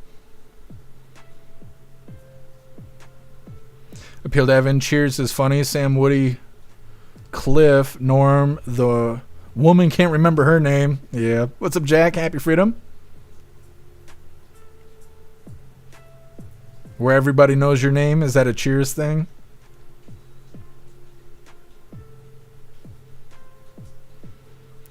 Where is it where they say, here we treat you like family? Is it Bob Evans? Because there was somewhere that I was like hearing that slogan and I'm like, does that mean they spit in your food? Like, what is it like to be treated like family? I've never seen that as a good experience. Plastic Quack, you'll laugh for sure. Free with ads on Pluto or Hulu if you got a sub. Interesting. Thank you for letting me know, Plastic Quack. I'm going to write a reminder. Watch some Cheers. Because I got Hulu. If they got it on... I've never tried Pluto. I'll look that up too. I watch... I can't even think what the fuck it's called right now. There's Tubi. I watch Tubi. But if you watch Tubi on Brave browser, there's no ads. Same thing if you go to like southpark.com, you watch those free episodes. There's no ads on the Brave browser. So that's a thing. I'm going to try Pluto because it might be the same boat. What's up, Ghostly? Happy freedom to you. Disco Olive Garden treat you like family. Yeah. So does that mean they spit in your breadsticks? Or, man, if I had $1 for every time they spit on my breadstick. Anyways, Jesus loves us.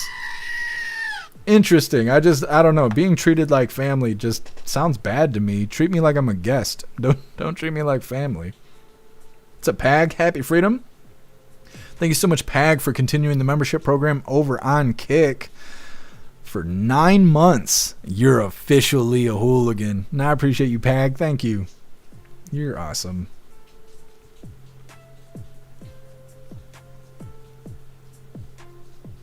Meta, are you afraid of the mail or just really, really careful? No, the deal with the mail is Roxanne's an asshole. Roxanne runs the post office. She thinks she's like, she owns the post office. And so I pay $70 for a P.O. box for like 6 months or some shit like that. And she doesn't like that you guys use UPS and all these other kinds of postal service. You don't use the United States Postal Service delivery service itself. So that means if UPS shows up at the post office to drop a package off, they can't scan it because it's not the same mail system. Therefore, they can't charge extra for that package being moved through the post office. And so they want me to pay the difference. So it's like if you pay $30 to send me something, you use UPS, they want me to give them $30 for having to hand me the package. But the whole point of having a post office box is for anonymity or whatever it is, so people don't know where the fuck I live, and so I can receive packages. It's a business post office box. But Roxanne doesn't like the way I do things. I'm not doing anything wrong. Nothing against policy, definitely not breaking the law, but she just doesn't like it. And so every time I show up to get mail, she bitches at me and goes, you know what? I got floors that need to be cleaned. How about you come back here and wash these walls since you think you live here? And she literally says that to me when I walk in. And she ain't being funny. She's not joking. She's red-faced and pissed at me because I have to come into her job, have my way with her, and then walk away with my fucking package, and she can kiss my ass all day. And I've told her that. I'm like, you don't like it? Quit. Eat shit and quit. I've told her right to her face. I'm like, just fucking give up then. Like, you can be mad at me because I'm using the post office box that I fucking pay for. But it's okay. No, not scared of Roxanne. She's just a bitch. If I knew who was above her, I would have her fired without her retirement. I would set her up for failure and she could work at McDonald's until she fucking dies.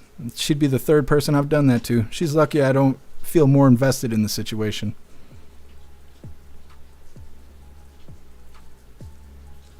Ray, I just watched some old episodes with him earlier, talking about Norm. I'm eager to see some of that. What's up, Starn? Happy freedom to you. What are you doing, Klaus Daniels? You look like a spooky cat. It's not Halloween. You chill out. You chill out, all up in your kitty pitties. You're a good boy. What's up, Mana? Happy freedom. What's up, Retro? Happy freedom to you. Isn't that where Woody Harrelson got his start on Cheers? I don't know. I don't know anything about it. Cheers.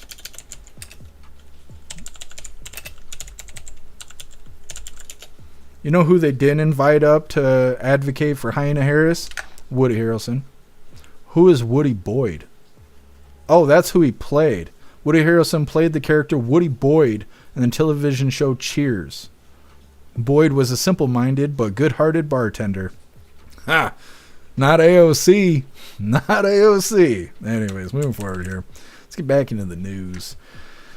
Like I said, this next video, I haven't screened it, so I don't exactly know what to expect. I just know a little bit about the story. This is titled, Father Speaks Out After Border Crosser Who Killed His Daughter Avoids Jail Time. Now, the story is from this other video that I had screened. His daughter was coming home from work. The illegal was driving 95 miles an hour. He T-boned her car on the driver's side. She died. He went to court. They told him he wasn't going to get a plea deal. The illegal was not going to get a plea deal. He was going to be held accountable. And then they gave him a plea deal, and he's doing probation now for killing his daughter.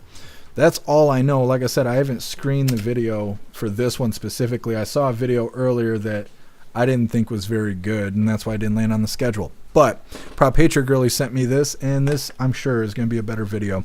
Hit that like button over on Rumble as well as the CommentTube, and let's get into this. So 24-year-old Caitlin Weaver killed in Aurora, Colorado last July when an unlicensed teenage illegal immigrant was driving twice the speed limit.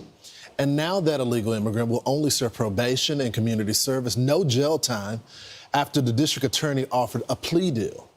Here to discuss this tragic case, Caitlin's father, John Weaver. John, good morning. Thanks for joining the program. I'm sorry this happened to your daughter. I'm reading the details of your daughter. She volunteered for a suicide hotline. She worked at a drug rehab. She was an organ donor. She didn't deserve this. No, she certainly didn't. She was an amazing human. When you she spent her life trying to help people. Yeah. When you found out that this happened to your daughter, take me back to that day. What was that like? There's a lot of denial, actually. We received the phone call from her boyfriend, and she'd been taken to the hospital. She'd been in an accident. Didn't have any details, and so it's about a 30-minute drive for us to get down there. None of the worst outcomes ever crossed our mind. She was going to have a broken arm. But when we got to the hospital and things started to come together and we started to talk to the people and truly understand how serious things were, it just starts a devastating set of emotions that goes on until today. So then, John, then you found out that this driver was not only illegally in the country, but was going twice the speed limit, over 90 miles per hour. And now they have decided that there really isn't any punishment because he's back on the street. He's going to do community service. He's going to be on probation. Yeah, it's certainly disappointing. The juvenile criminal justice system truly seems to focus on the perpetrators of violence and not necessarily the victims. John, this is what they're saying in the statement. This is the district attorney. We acknowledge Caitlin Weaver's death was the direct result of a crash caused by an unlicensed teenager driving at nearly twice the posted speed limit. We unequivocally condemn such reckless and unlawful behavior, which had devastating and irreversible results. No legal outcome can truly make up for the profound loss and void Caitlin's loved one will live with permanently. Does that strike the right tone? I think the statement's very accurate. The other side of that, though, is the juvenile justice system focuses on perpetrators and what they do. And in the juvenile system, it's all about rehabilitation. It's not about deterrence. It's not about, any type of justice or other thing. When they balance this weight of my daughter versus the defendant, it really does favor the defendant in looking at their potential for rehabilitation, as opposed to my daughter who is no longer with us. You know, John, I struggle with this. My first job was working in juvenile court, trying to help these young people. But one thing I often saw was when there wasn't consequences that really struck the right tone and message to these young people, they either committed more severe crimes or they returned to the same crime that they originally committed. Do you worry that that could happen here?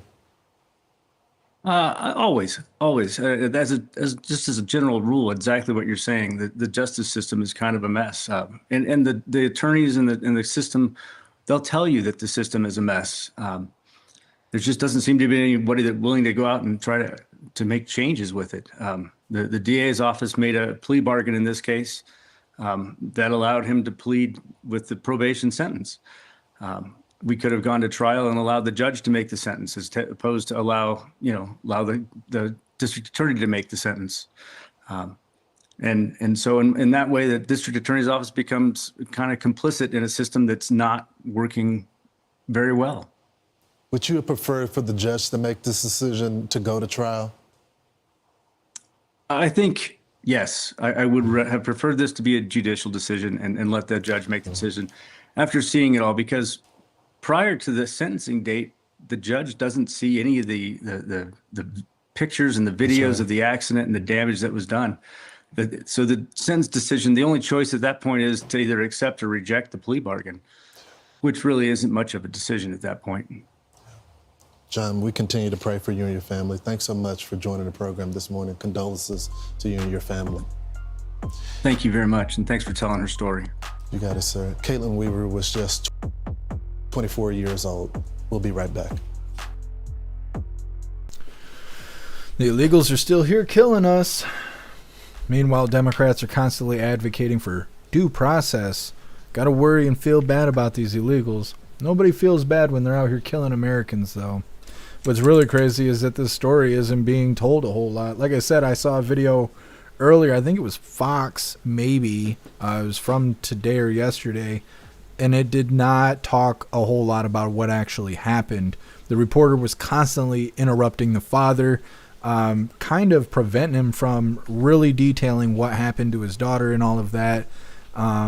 He'd be in the middle of explaining something. The reporter would cut him off and ask him a separate question. And that was about it. This video had a lot more information in it. But like I said, they're really not broadcasting this story. And I don't know if that's because it's border crosser crime and they just don't want to talk about border crosser crime because they haven't. They've been keeping that kind of a secret and stuff. Remember, we covered a story a couple of years ago, or maybe it was about a year ago, where there was a guy getting in a verbal confrontation with an illegal and his girlfriend, which was also illegal. It resulted in them scuffling. While they were scuffling, the woman started stabbing the American in the back. The American grabbed his gun out and went to approach the guy. The guy disarmed him and shot that American with his own gun in the head. Now, everybody survived the confrontation, but in the news when they covered it, they just said 43-year-old male and 37-year-old female. They did not refer to them as illegals. They didn't want to, because they don't want you to realize how much of a threat these people are to us. Now that so much time has passed, we got President Trump in office. Are they continuing the same old, same old? They don't want to talk about it because it's border crosser crime? Or do they not want to talk about it because we're supposed to be doing a mass deportation right now, and it's kind of being stifled by Democrats and district judges left and right, and they don't want people to get pissed about this? Because these people are supposed to be getting deported. They're not supposed to be just hanging out here. Now, we know these judges in these sanctuary cities are stifling this mass deportation, which is why I think President Trump decided to give them $1,000 if they self-deport using the CBP Home app. But either way, if people really looked at it from this perspective, this would be something to really be pissed about, because we're supposed to be doing the mass deportation. We all voted for it. These district judges are standing in the way, and now we're in a situation where illegals are still killing Americans while Democrats are crying about due process for illegals, talking about their rights are being trampled. They broke into the country. I don't think they deserve rights. I just don't. Now, I don't want bad things to happen to anybody. I don't want anybody to have bad things happen to them. But they broke into the country. They deserve to be kicked the fuck out. And that's that. Like this whole due process, let's take 20 years to try and process 25 million illegals and da-da-da-da-da. No. Give them Zoom calls. Everybody gets 2 minutes. You get a 2-minute call telling you why you're being deported while you're sitting in CCOT. Or you're sitting wherever the fuck you're sitting, in El Salvador or Honduras or any of those places. So it makes it frustrating to know that they get to sit here, kill us, get probation. They don't even get jail time. They get probation. And they get to walk the streets free. Meanwhile, we got dead Americans who don't ever get to come back. All because of what Joe Biden did. So it's a rough situation here. And I'm not quite sure why the news is downplaying it and kind of keeping this story hush-hush. But I'm sure they have their motives. Either way, next up, New Jersey ICE clash. Dem Representative McIver charged, but Baraka, his trespassing charges are dropped. Now, obviously, this has to do with the ICE detention center there. We've been talking about this for like 2 weeks. We watched the Democrats go up there, cause havoc, rough up those federal agents, breach the gate there to try and get into that detention center. Baraka was charged with criminal trespassing. They were considering charging McIver, the woman in the red coat who was belly blasting the federal agents. Now, unfortunately, the spokesperson for DHS was calling it body slamming, which I think most people think of body slamming as picking someone up and slamming them on the ground, which that didn't happen.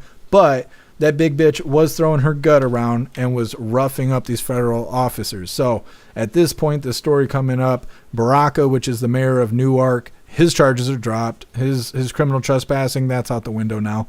But McIver has just been charged, and that's the whole point of this video. It's coming up next, but first we're going to read through the chat, see what your hooligans think about this father speaking about how his daughter was killed by an illegal, and justice wasn't really served. Jay Spray, make illegals illegal again. Absolutely. Absolutely. Russell, my heart bleeds for this family. Yeah, it's a really rough situation.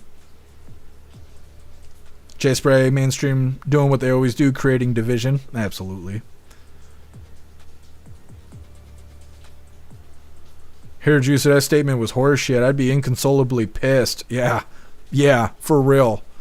I mean, you don't ever want to break the law, but when somebody takes everything you have, what do you got to lose,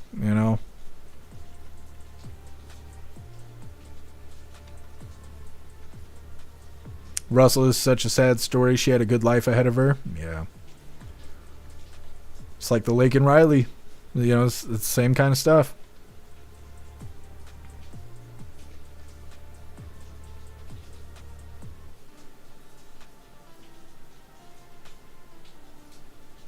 Resistance, no ads on Rumble if you use Brave browser. I didn't even think of that. Yeah, you're right, Resistance.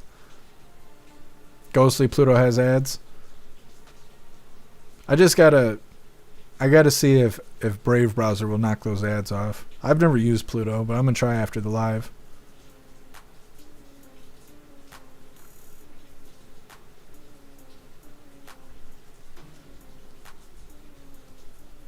Disco, it is when you're here, you're like family. Absolutely, Disco. Big old hooligan family. Had the cat. I love your cat. Yeah, Big Klaus Daniels. If he runs by here again, I'll hold him up. I haven't held him up. He's a giant cat. If you haven't seen Klaus Daniels, he's a big ass cat. So next time he runs by, I'll scoop him up so you can see the side view of Klaus Daniels. He's got his own emojis. Yeah, Ghostly. I don't know why they made it. I asked Rumble Rick why on Rumble, if people don't have memberships, how come they only see locks for custom emojis? And he said that if you click the subscribe button, or if you look in the emojis, I think themselves, like if you click the emoji button, he said there's a way to actually view our emojis that you can get if you join the membership program. I've never tried that. But that was the reason that he gave me, was that there is a way to see it, but there's no way to see it in the chat. They just show up as locks. I still don't understand that. I think it would be more incentive for people to join the membership program if you could just see the custom emojis, but not have access to them without actually joining. But I don't work for Rumble. Thank you so much, Tiger Jaw, for gifting 5 subs over on Rumble. You're a badass, Tiger Jaw. Thank you so much.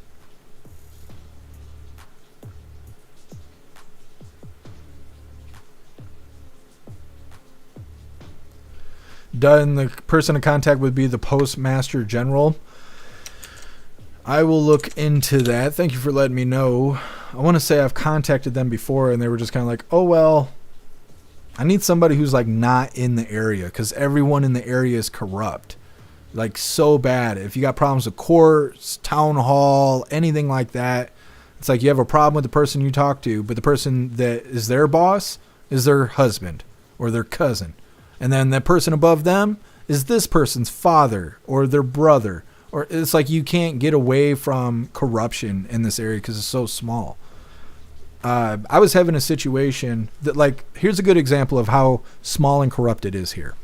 There was a situation where there was a tier 3 sex offender inside the middle school during movie day, where on Friday they had a half day or some shit. This is a couple years ago. They had a movie night or something like that. This individual was in the school. They were in the gym, lights out, blankets and pillows, watching a movie on the big screen. He was there with some people I knew and was hanging out with kids. Tier 3 sex offender means that you have forced penetration. You are a rapist. And at least that's what the statute is here in Michigan. I called the state police when I found out that this guy was in the middle school. And I'm like, he's there right now. And they said, well, we'll go look into it. And I said, okay. They called me a couple hours later. They said, hey, we found the guy. And I was like, did you find him at the school? They were like, yeah. And I was like, so he's in jail? They were like, no. But we found out he's on parole. And I was like, okay. And they were like, so we talked to his parole officer. And I was like, okay. And they were like, his parole officer gave him a warning and told him not to go to the school anymore. And I was like, doesn't him going to prison for 2 years, being on parole, being a lifetime registered sex offender, isn't that the warning to not go inside of a school? They said, yeah, but it's really small here.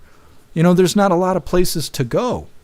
So, you know, what do you expect him to do? I was like, I don't know, kill himself, die, like fucking what? And they were like, well, no, he's not going to do that.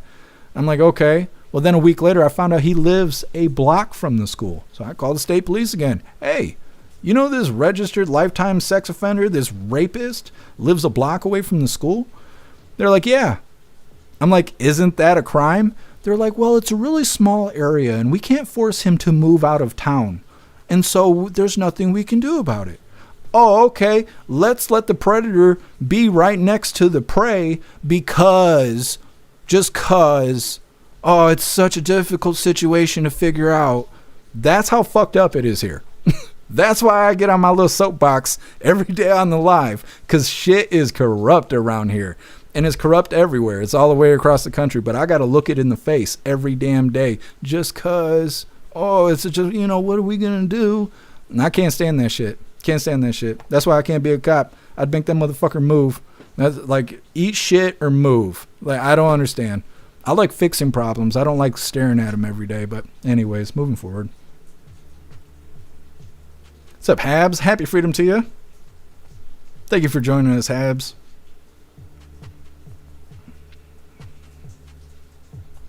Resistance. Probation for killing someone? Hell no. Yeah, it's crazy. It's a crazy story. It seems everybody's on the same page, though. Like, your kid gets smoked by an illegal and you're supposed to just be cool with them getting probation? Crazy sauce.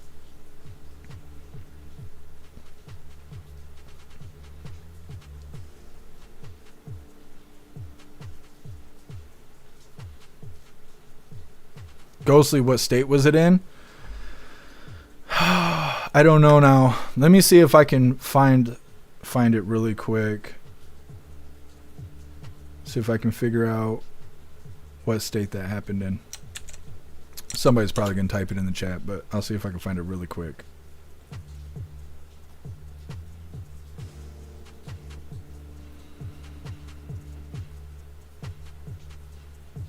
Colorado. Happened in Colorado.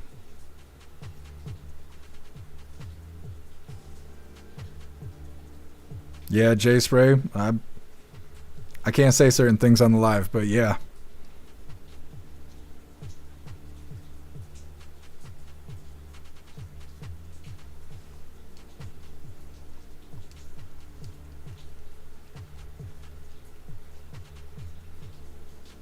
Here, Juicer, we treat you like family. Now rinse your fucking plate. You're not wrong. You're not wrong. Big ass hooligan family.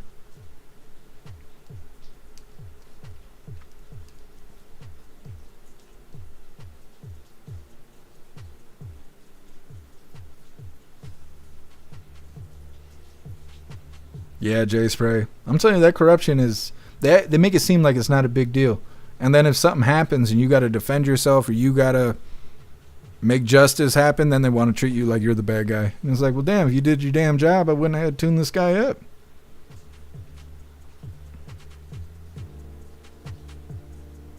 Dutton, yeah, I wrote it down. I'm going to look into who the postmaster is after the live. Thank you for letting me know, Dutton.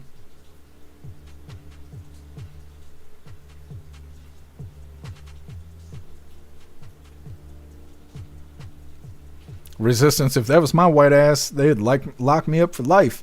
Yeah, I don't know. It's a pretty crazy situation where you can break the speed limit, drive your car into another person's car, kill them, and then get probation. That's, I don't know. You gotta have one hell of a mouth, to get that kind of treatment. It's crazy. Thank you so much, Russell, for gifting 5 subs over on Rumble. You're a badass, Russell. Thank you so much. What's up, Dusto? Happy freedom to you. What's up, Dawn? Happy freedom to you. Look at that. Hat the cat. Now you get to use the Klaus Daniels emojis.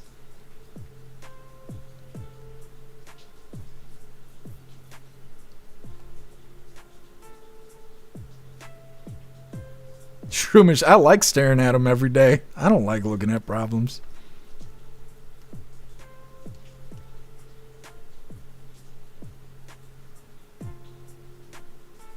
What's up, Free Thinking Texan? Happy freedom. Yeah, that's what everybody's saying on the site. I think everybody's on the same page here. Justice was not served when it comes to this illegal killing that girl. Appeal to Heaven, Colorado has... or having problems with gangs. Yeah, that's where we first heard about Tren de Aragua.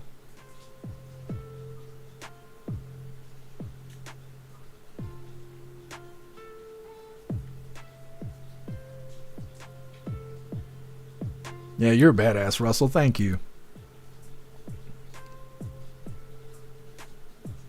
So, Blue Ruby, happy freedom to you. Klaus is gorgeous. Well, thank you. I birthed him myself. 20 hours in labor, back labor and all. Shit that cat out myself. Let the liberals know I'm a birthing person. Stupid. He's a good boy. Like I said, when he runs by, I'll snatch him up. Meta, her name is Roxanne. If that's not an overly dramatic example, she's totally out of line. I know a few higher ups in the USPS. I will ask them about that. Maybe very directly record her. I have recorded her. I've got like 4 or 5 recordings of Roxanne being a total shitbag to me for no reason. For no reason. I'm always nice to her. Only one time did I get kind of shitty at her.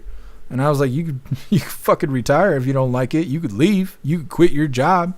And she didn't like that. She just walked away from me. And I was like, well, whatever.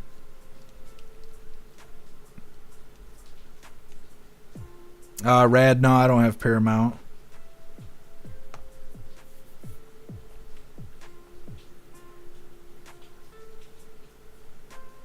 What's up, EFO? Happy freedom. Is YouTube lagging? I felt like there was problems going on with YouTube earlier today.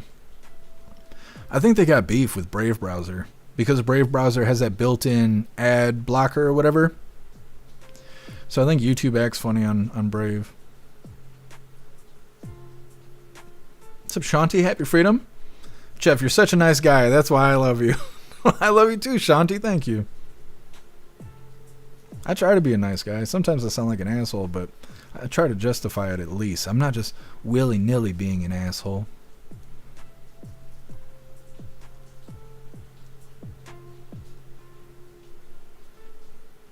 My ex chat dead? What is going on here? Bam, there we go.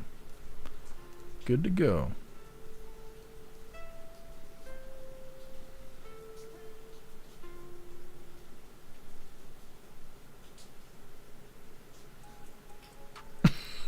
Russell, well, damn, you passed Klaus through a pee hole? Ouch. Yeah, it wasn't easy, you know. It wasn't easy. I got him here, though. You know, and he's got all that damn hair, so it gave me the heartburn. Just sit here and bitch about it. Schumann, you got to do a First Amendment audit video on them sometime. Oh, they don't want those problems. Put that body camera on. I got it. It's sitting right over there. Put that body camera on and walk in. Yep. All right, hooligans, we're going to move forward here. This next one is a doubly. We're going to play these back to back. This is about, like I said, the Newark mayor, right? The mayor was getting charged with criminal trespassing because they were breaching into that ICE detention center there. Now, they claimed that they were there for oversight or whatever, but they did not follow protocol. Normally, you're supposed to give 24-hour notice before showing up at the detention center, whether you want to do oversight or you want a tour or you want to use the bathroom, whatever. You're supposed to give a 24-hour notice. They did not know, or they did not do that. I think they did that intentionally so they could create a scene, so they could be in the news and all this other stuff. Now, with that being said, this first video is titled New Jersey ICE Clash, Dem Representative McIver Charged, but Baraka, which is the mayor, trespassing charges have been dropped. Now, let me get this pulled up really quick, because like I said, we got a twofer here. We're going to play them back to back. First one is an update on what's going on in the situation. Second video is McIver herself claiming it's ICE's fault that she had to assault them. Now, like I was saying, in this video, you can expect the criminal trespassing charges against Mayor Baraka have been dismissed. Judge Neil, I can't never think what his name is. I screened another video that had him in it. Judge, I always call him Neapolitan Ice Cream because I don't know how to say that, his last name. Neapolitano or some shit. I don't know what the fuck his name is. But either way, in that other video, they were saying that McIver does not have the ability to claim immunity because she was not at work. She has to be at Capitol Hill in order to claim immunity from her actions. So that's not on the table in this situation. But like I said, in this video, even though they showed her obnoxiously and ignorantly behaving violently, LaMonica claims that she didn't do anything wrong. So that's everything you can expect from this video. Hit that like button over on Rumble as well as the CommiTube, and let's get into this. And welcome back here to Live Now from Fox. I'm Andrew Kraft. Let's keep it moving with more of these top headlines. Some breaking news to bring you right now out of Newark, New Jersey. Well, you might remember some of these scenes we brought you, about a week and a half ago? Let's take this. You remember this? This was outside Delaney Hall, that privately run facility. It was contracted by a private company to house undocumented migrants pending deportation. And you remember, at that very scene were 3 Democratic members of Congress from New Jersey and the mayor of Newark, Ross Baraka, who happens to be also running to be New Jersey's next governor. So you see there the melee that this caused as these members of Congress and the mayor of Newark were trying to gain access to the facility. Well, in front of me right now, I have an official statement, an official update from the acting U.S. attorney for the District of New Jersey. That's, of course, Alina Habba, who at one point was President Trump's personal attorney. She's now in an acting capacity in this role here. Take a look at that. You see Baraka in the baseball cap. You also see there LaMonica McIver in the red blazer and the red glasses. Let's read this statement from Alina Habba. I have it in front of me. She says this: I take my obligations as U.S. Attorney seriously. I understand the responsibility that comes with my position, and I will work diligently to uphold the law and deliver justice to the people of New Jersey. She says, after extensive consideration, we have agreed to dismiss Mayor Baraka's misdemeanor charge of trespass for the sake of moving forward. So, headline there, the charge against the mayor of Newark has been dismissed. That was a misdemeanor charge of criminal trespass. Now, the statement goes on to say, in the spirit of public interest, I have invited the mayor to tour Delaney Hall. The government has nothing to hide at this facility, and I will personally accompany the mayor so he can see that firsthand. She says, the citizens of New Jersey deserve unified leadership so we can get to work to keep our state safe. She says, the dismissal against the mayor is not the end of this matter. So, offering an invitation there to Mayor Baraka to tour Delaney Hall. Now, she goes on to say, let's put up more of this video from the scene itself. Take a look at this. Habba says congressional oversight is an important constitutional function and one that I fully support. However, that is not an issue in this case. Habba says this: Representative LaMonica McIver assaulted, impeded, and interfered with law enforcement in violation of Title 18 U.S. Code Section 111A1. That conduct cannot be overlooked by the chief federal law enforcement official in the state of New Jersey, and it is my constitutional obligation to ensure that our federal law enforcement is protected when executing their duties. She says, I have persistently made efforts to address these issues without bringing criminal charges and have given Representative McIver every opportunity to come to a resolution, but she has unfortunately declined. No one is above the law, politicians or otherwise, Habba says. It is the job of this office to uphold justice impartially, regardless of who you are. Now we will let the justice system work.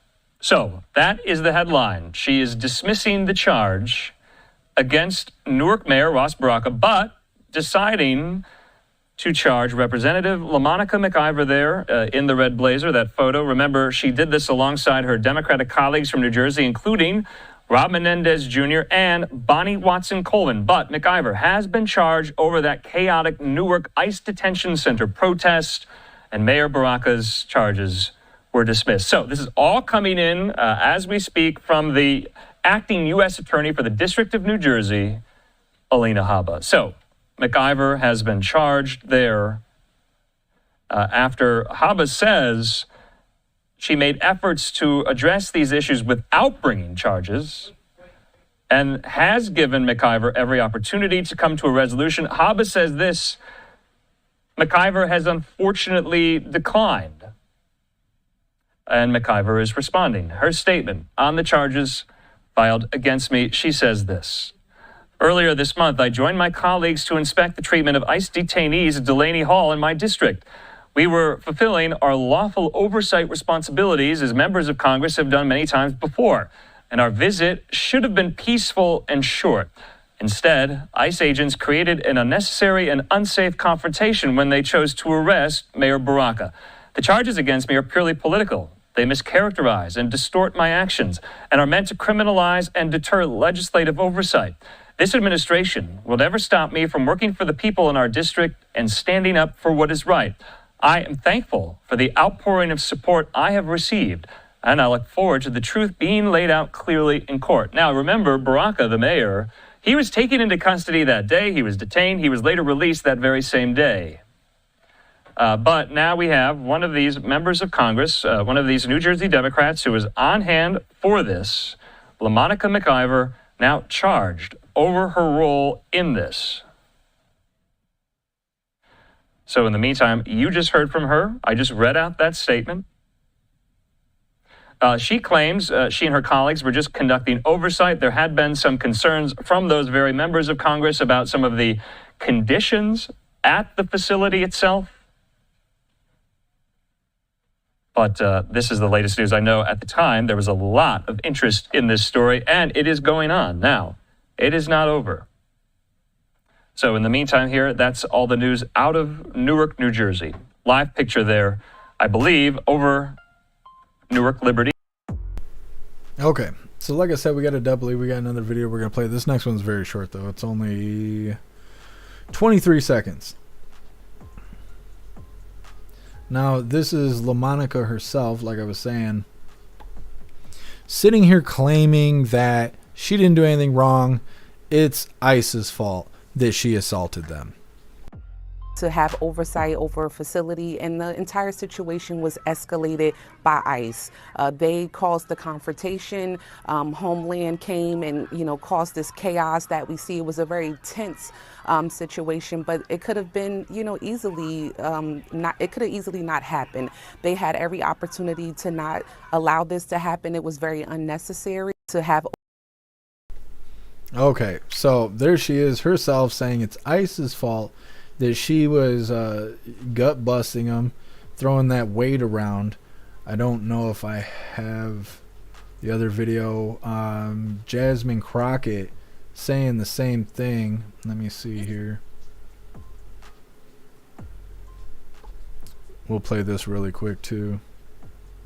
Let's play it here.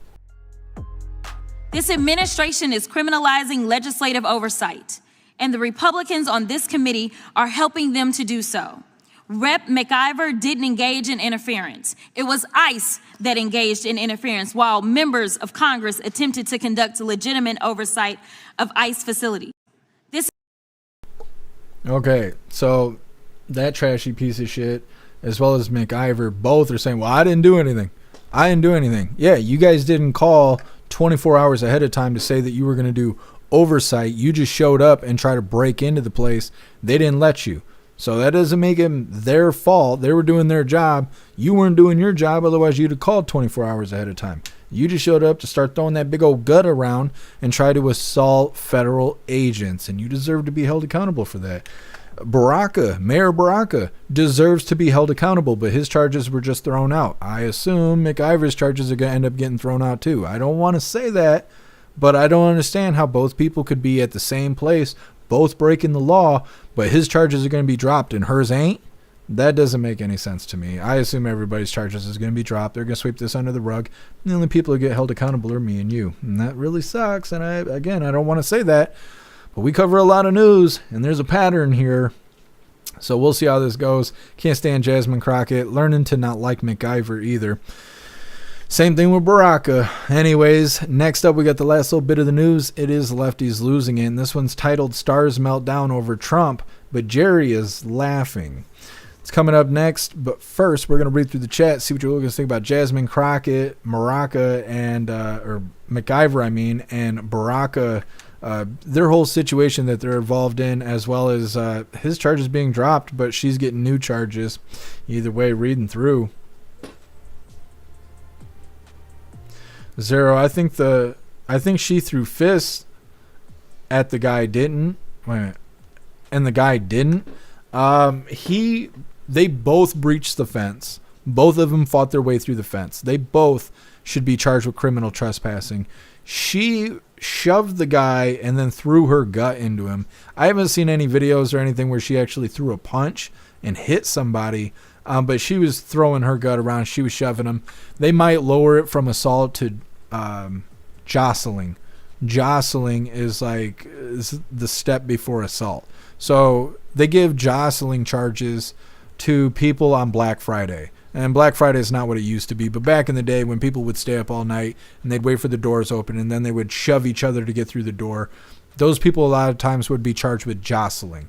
It's a little less than assault. They might do that with her because she didn't throw a punch. They call it body slamming, which is not what it is, but that's what they were originally calling it. But she was shoving her gut into this federal agent, roughing him up, shoving him off of his feet and stuff like that. I'm not saying she didn't throw a punch. I just haven't seen anything saying that she had thrown a punch. I didn't see any video showing that. But she was roughing that guy up, and I'm thinking one way or another. She's either going to get assault or jostling, or our least favorite, special treatment, charges dismissed. But we'll see how it goes.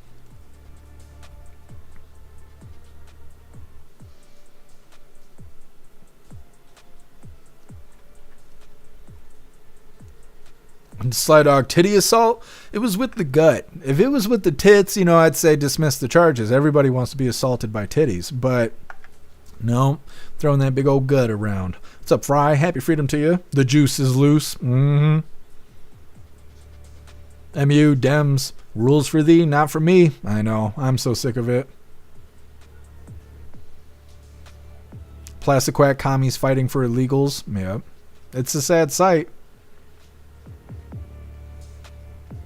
Shroomish. I know what you're alluding to. Free the Texan Crockett needs a good Texas pimp slap. She's probably familiar with it. I can't believe she's a representative of Texas. Texas has the worst representatives, and I don't know why. I'm not saying Michigan is great, not by any means, but you got Jasmine Crockett. I think the other guy's name is Dan, Patchy the Pirate, right? Who's like anti-gun and all that stuff. He was saying that he wanted to kill Tucker Carlson. You guys remember that? What happened with that? Nothing happened. He gets to just say he wants to kill people on TV, and that's fine. He's a shit representative of Texas, too. I don't know why it's like that. I think Greg Abbott's all right. He seems to be okay. He gets shit done for the most part. Appeal to heaven. They're like blaming. Let's see. They're like blaming that's not what we just saw. Yeah, and what's really crazy is to show that CNN clip that shows McIver sitting there saying, well, I didn't do anything wrong. It was the federal agents that did stuff wrong. Right next to a video of her like doing that, like reaching over somebody else to get at one of these federal agents, and then runs up and starts, putting her body all against him and stuff. She's like, that right there in that video, that wasn't me. That wasn't me doing that. It was the federal agents doing that. Like, whatever you say, lady. Ghostly, jail them or no balls. Absolutely. What's up, Lone Wolf? Happy freedom to you. Dutton, yeah, I'm going to pull that video up right now. Otherwise, I'm going to forget. Dutton found that video of Old Man Walter that we were talking about yesterday, where we had covered it live back in 2022, where he got on stage and admitted that he had cancer. All right. And we were talking about it yesterday. I couldn't find the clip, but Dutton did find it. And like I said, we covered this live when it happened. We'll just play this really quick, 20 seconds. And guess what? The first frost, you know what was happening. It had to put on their windshield wipers to get literally the oil slick off the window.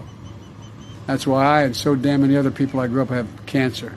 And why can't for the longest time, Delaware had the highest cancer rate in the nation. And guess So yeah, back in 2022, he admitted in front of all of us that he had cancer, and we all questioned it. Like I said, we covered that live.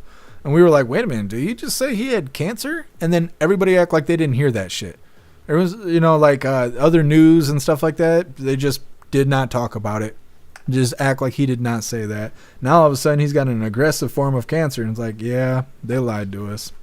Anyways, reading through, we got the last little bit of the news coming up, and we'll be getting into the fun stuff.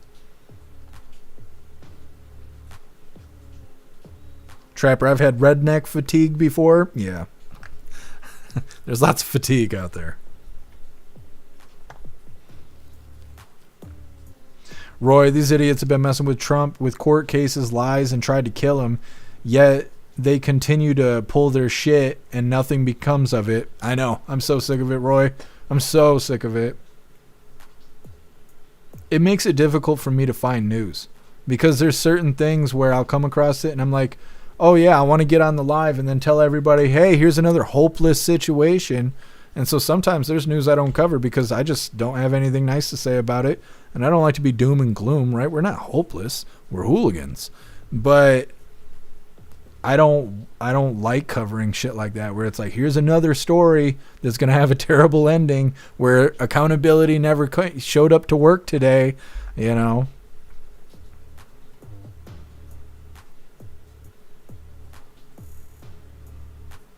Shroomish, I thought his dementia was so bad that he just didn't know what he was talking about. That's why I never thought he had cancer. Yeah, Shroomish. Well, like I said, when we covered it live, we just kind of speculated about what he said. We didn't necessarily carry it with us. It wasn't like for 2 years we're like, remember he said he had cancer? It was just in the moment. We were like, did he just say he had cancer? And I think a lot of us thought the same thing. We're like, old man Walter thinks he has cancer now, just like he thought he used to be a truck driver and, and everything else. So... yeah. I think at one point he said he rode a train across a bridge that doesn't have a train on it. So I think a lot of us thought, it's just old man Walter being old man Walter. But at this point, looking back, right, hindsight's 2020, he was admitting to us that he had the cancer.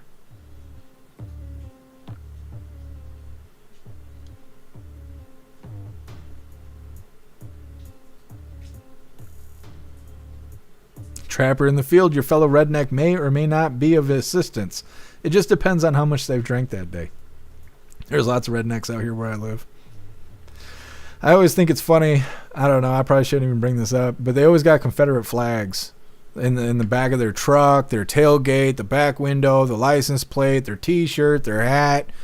I'm like, how is it that you got the Confederate flag all over your shit? And they're like, well, I'm a redneck. Yeah, but you live in Michigan, buddy. Well, yeah, but I got family that, at one point in time, they lived down south, I think. What? What? You're a Yankee. What are you talking about? And they're like, well, it just means you're country. No, go sit down somewhere. Your mom didn't raise you right. Like, I never know what to say to those people. If you're down south, you got the Confederate flag, you lost. But no, I'm just kidding. I understand when people say that shit. I would never rock a Confederate flag. To me, it just looks like racism. But to other people, it's their roots, right? It's generational whatever representation. And I can understand that. I don't live down south, so I don't tell people what to do. Whatever's whatever. But if you live in Michigan and you got a fucking Confederate flag and you've been in Michigan, you were born here, you've lived here your whole life, what the fuck are you doing? Like, what are you doing? I've never understood that. And everybody's like, if you don't get it, then you need a history lesson.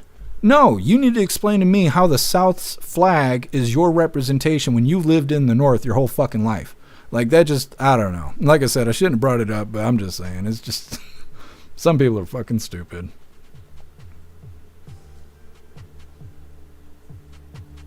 Tori Wayne, so sad. Love and miss Texas. They need better representation. I agree. I think all of us need better representation. I'm sure people in California aren't big fans of new scum and all of that.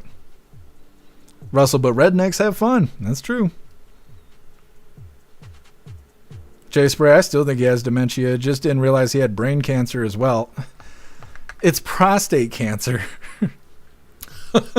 It's not brain. I don't think he's got brain. I'm not a doctor, okay? I'm not a gynecologist. I just play one on TV. Your prostate and your brain, I don't think are in the same place. I guess it depends on who's sitting in front of you. But, yeah, he's got something.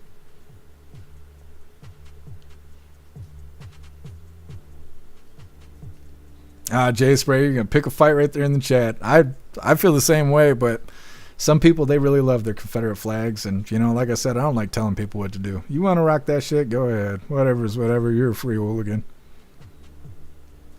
Trapper Jeff's on a flag rant. I've been ranting all damn day. I'm trying so hard to reel it in, and I just can't. I'm just having one of these days. You guys are lucky I ain't drinking. Shroomish, he still has dementia for sure. No doubt about that. Yeah, 100%. Stoner, he thinks with his prostate... Stop it. Yeah. Jill Handler just sticks her hand up his ass and controls him like a puppet.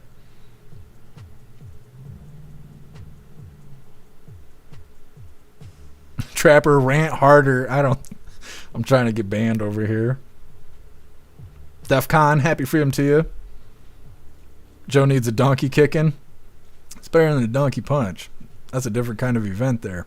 That's what they were doing in the hearing room on Congress or whatever.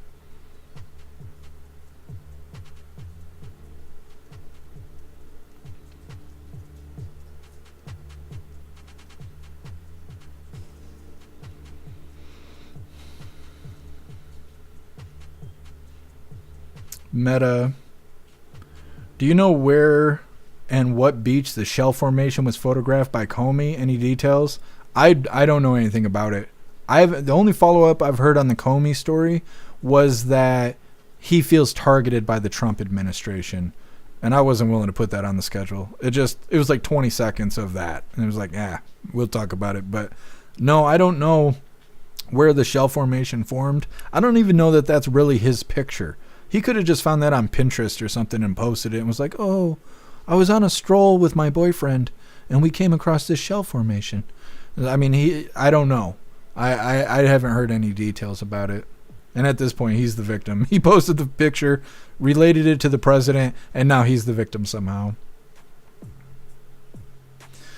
Meta, in all reality, Biden has 4 to 6 months of most of quality of life. Dems threw him under the bus. Yeah. Well, it's absolutely elderly abuse, what they did to old man Walter. Jill Handler, she's a huge person to blame. She's supposedly his wife. If anybody was going to know what his capabilities are, it's her. And so to make him sing and dance every day for the public, knowing that he was dying of cancer when he would rather glow in the dark on a beach, that makes her the worst person in the world. But everybody who was a part of the White House staff and all of that who lied about his condition and encouraged him to run the second term in the first place, those people should all be held accountable for elderly abuse, because they knew that he was not fit to be president. They knew he wasn't fit to walk a dog, and they still told him he was going to run in 2024. And then they turned around and took it away from him and gave it to Harris to let her run. And they all lied about that and covered up, elderly abuse. That's what it was. Now, I'm not saying that undoes all the bad things he did. It doesn't. But elderly abuse is still a crime, and they committed a crime on top of all the crimes that he committed. All these people need to go to jail forever, and I don't think that's going to happen. And it sucks because they did it right in front of us. And I was saying that about the audio. When the audio came out of old man Walter being interviewed, and they were like, wow, his mental capacity was shot. I'm like, yeah, we saw that. Every damn day we saw that. Like, you're not proving anything to us. We're waiting for people to go to jail, and they're just not. So I wish they would stop coming out with evidence like, oh, he was really off his rocker. Oh, they were really covering things up. We knew that. We knew that the day he got into office. We knew that shit. Well, we knew that when we were covering the hearings about the stolen election. We knew. We knew. I wish they would stop proving it to us and just do something about it. But they're, I'll stay hopeful. I'll say that. I'll stay hopeful. But they haven't done anything yet. What's up, Hunter? Happy freedom to you.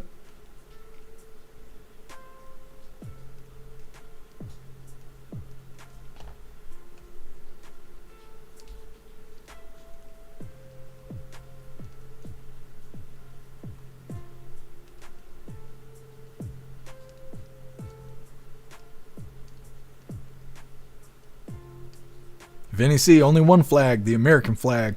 That's right. What's up, Mayors? Happy freedom to you. Mayors, a lot of people have been dropped on their heads as children, just saying, you're not wrong, Mayors. You're not wrong. What's up, Rhonda? Happy freedom. Rhonda, I think you just followed me on X. I appreciate you. Rhonda, she did throw a punch to him in the shoulder. I'll have to look for the video. I didn't see a video of her throwing punches, but like I said before, I'm not saying she didn't throw a punch. I just haven't seen the video of it. I just kept seeing the video of her doing the gut bust, and so she's throwing her body up against this federal agent. Wayward, the craziest is when he thought he beat Trump. Yeah, Wayward, absolutely. That was the biggest cover-up.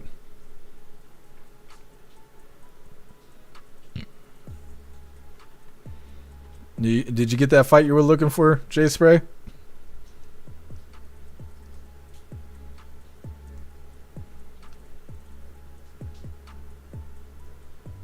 Zero, Joe's prostate and brain is in the same place. Yep.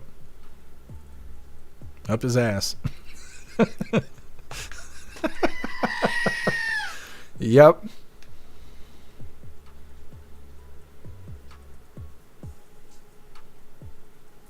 Matt Rogers, I have a Confederate flag that my father took off of the pole of a schoolhouse that was on fire in the 50s.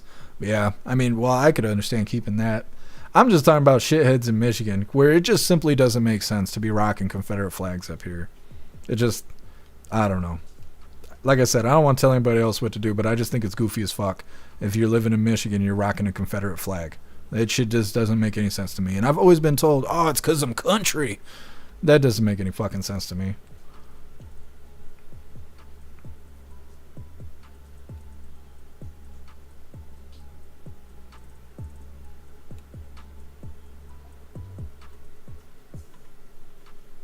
Thank you so much, Patriot Dad, for that $5 donation over on Rumble. I really appreciate you, Patriot Dad. Thank you so much. It says, Happy Freedom Hooligans. I'm the proud single dad of a high school graduate with honors. Can't complain. That's badass, Patriot Dad. Congratulations to you and happy freedom.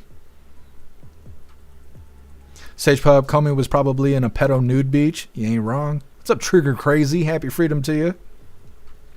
What's up, Muskie Boss? Happy freedom to you. Yeah, Hooligans, we gotta get those likes up.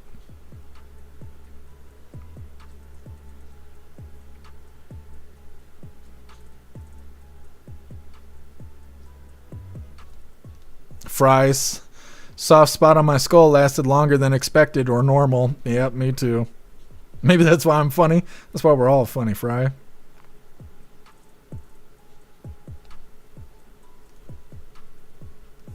Yeah, Jay Spray. No, I try not to deny facts. I just don't want to argue with people for no reason. My honesty makes people leave the live all the time. I always have to reel that honesty in. Meta, are you happy now? Why? What'd you do? What's up, Zeus Boo? Happy freedom to you. Meta, what would I be happy about? What's up, Rich? Happy freedom to you.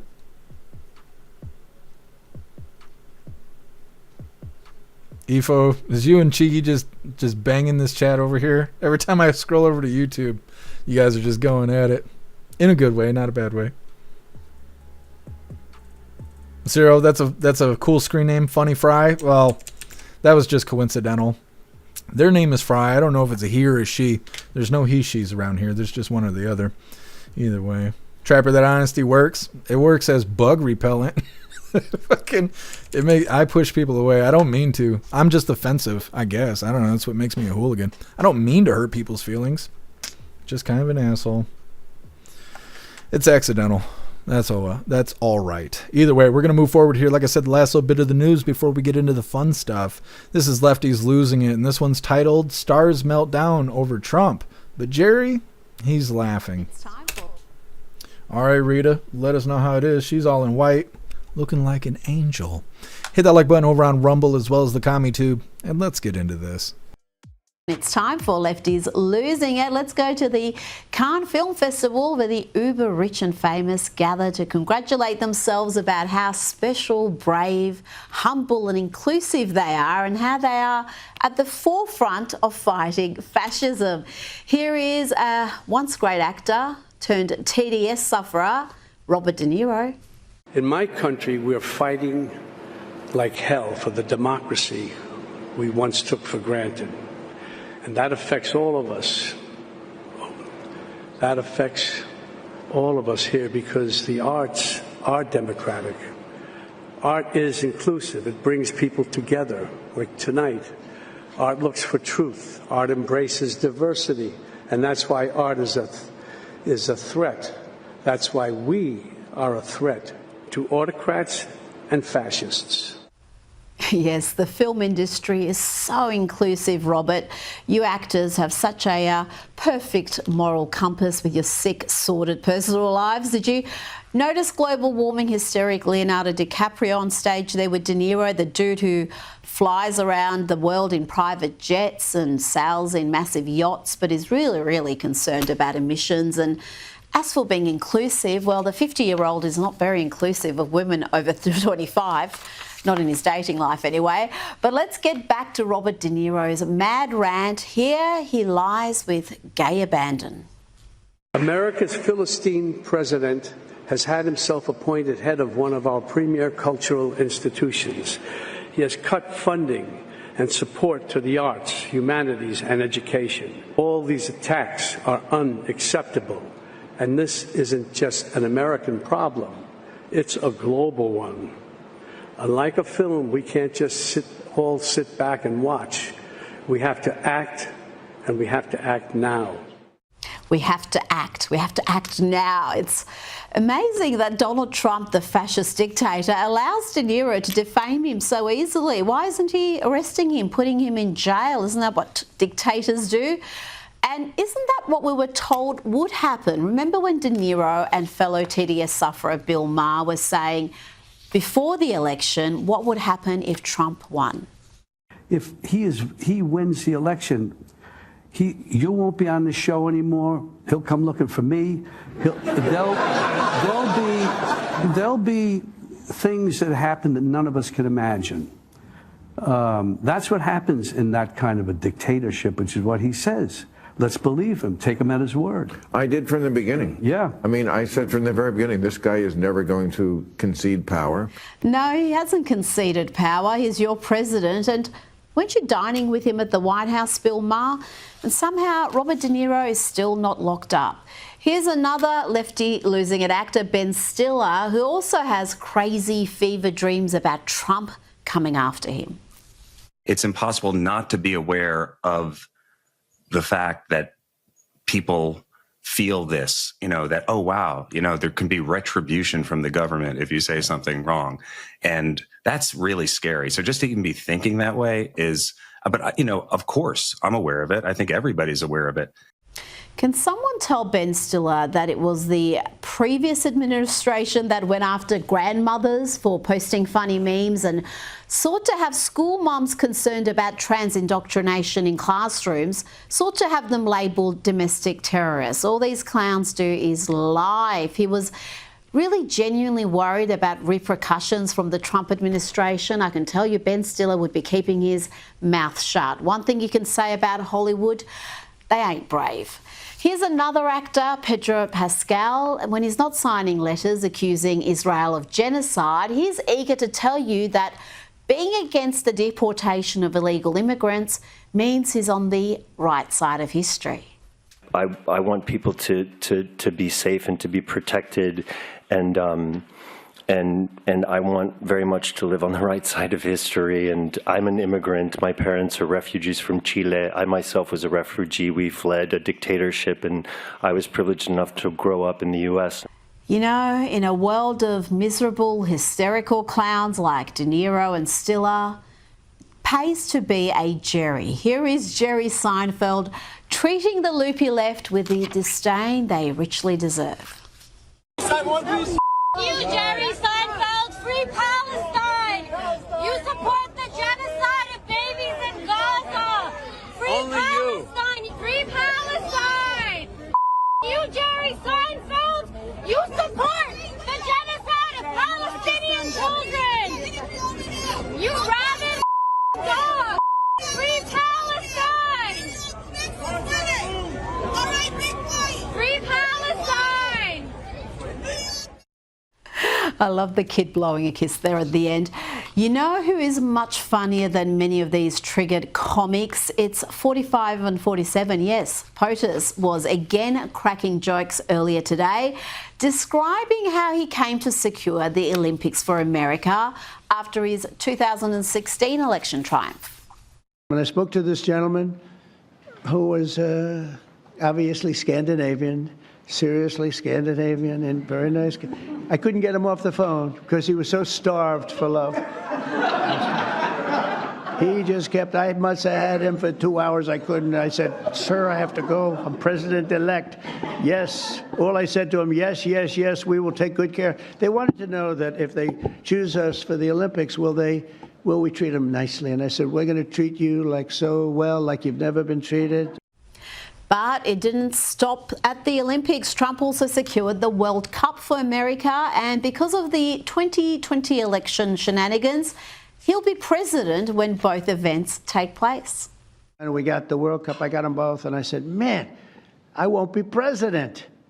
I won't be. I got the Olympics and the World Cup, and I won't be president. And they're going to forget that I got them. Nobody's going to mention it because, you know, a little bit that's the way life is.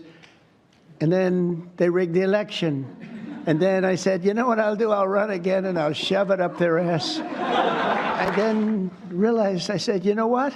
I got the Olympics, I got the World Cup, and I got the 250th. Look at the way this works out. So if they would have left us alone and wouldn't have cheated on the election and wouldn't have rigged it, I would have been retired right now. I would have been happily doing something else. And instead they have me for 4 more years. Can you believe it? Joining me now is comedian and host of Primetime with Alex. All right, hooligans. That is Lefties Losing It, and that is all of our news for the day. We're going to be getting into the fun stuff here in just a moment. We're going to be opening today's door of the Advent Calendar sent to us by Tori Wayne. And we got 2 funny videos of the day. First one's titled, When You Get the Wife What She Asked For, and She's Still Unhappy. And then our official funny video of the day is titled, Baby Trump Rally. All of that's coming up next, but first we're going to read through the chat, see what you hooligans think about Lefties Losing It.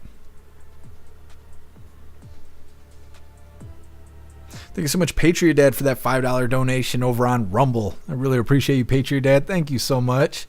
Says, I saw a resist bumper sticker on a car today I was next to. I asked them, you resist what? Sanity? They just rolled up the window and ran the light. That's awesome, Patriot Dad. Thank you.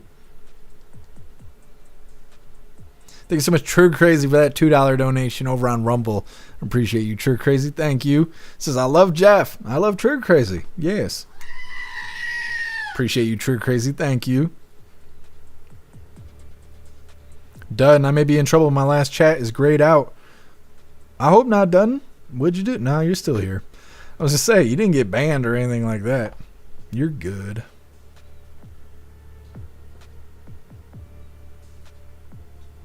Appeal to Evan. Free Palestine protesters need to be deported to Palestine so they can actually understand what's going on. Yeah, they want to fight that fight. Send them over there.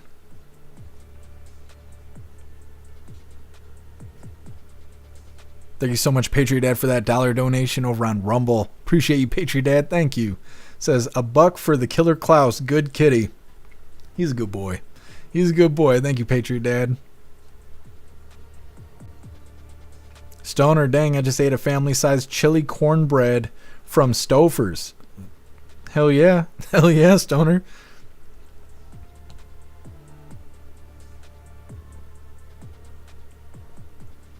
True Crazy, if Jeff ever becomes a bigot, we'll be a happy couple. Well, I'll let you know, True Crazy. Done. I may have said something naughty that's being held for moderation or something. I don't think the Rumble chat does that. I'm not sure though. I'm not seeing anything grayed out. And nobody does anything without asking me first. So you're not under a ban or a timeout or anything. You don't have to worry about any of that. But you let me know if Rumble starts removing your comments. I'll ask Rumble Rick if something strange is going on.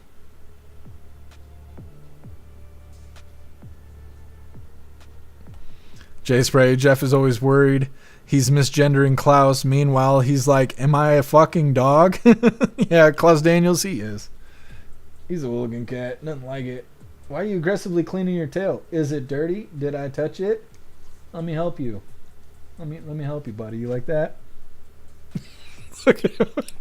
He's like, gross. You just lick me? Look. Gotta clean the whole ass cheek now. That's all right. That's all right. Well, that's all right, Resistance. I don't want you guys saying the N-word anyways.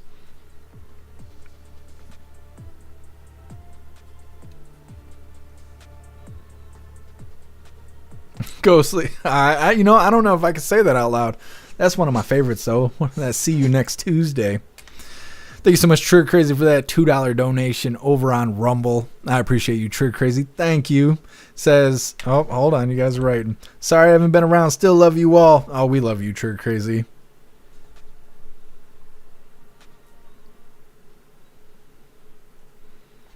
Stoner, I'm so full I'm going to take a family-sized Biden later tonight. Well, don't hurt yourself, Stoner.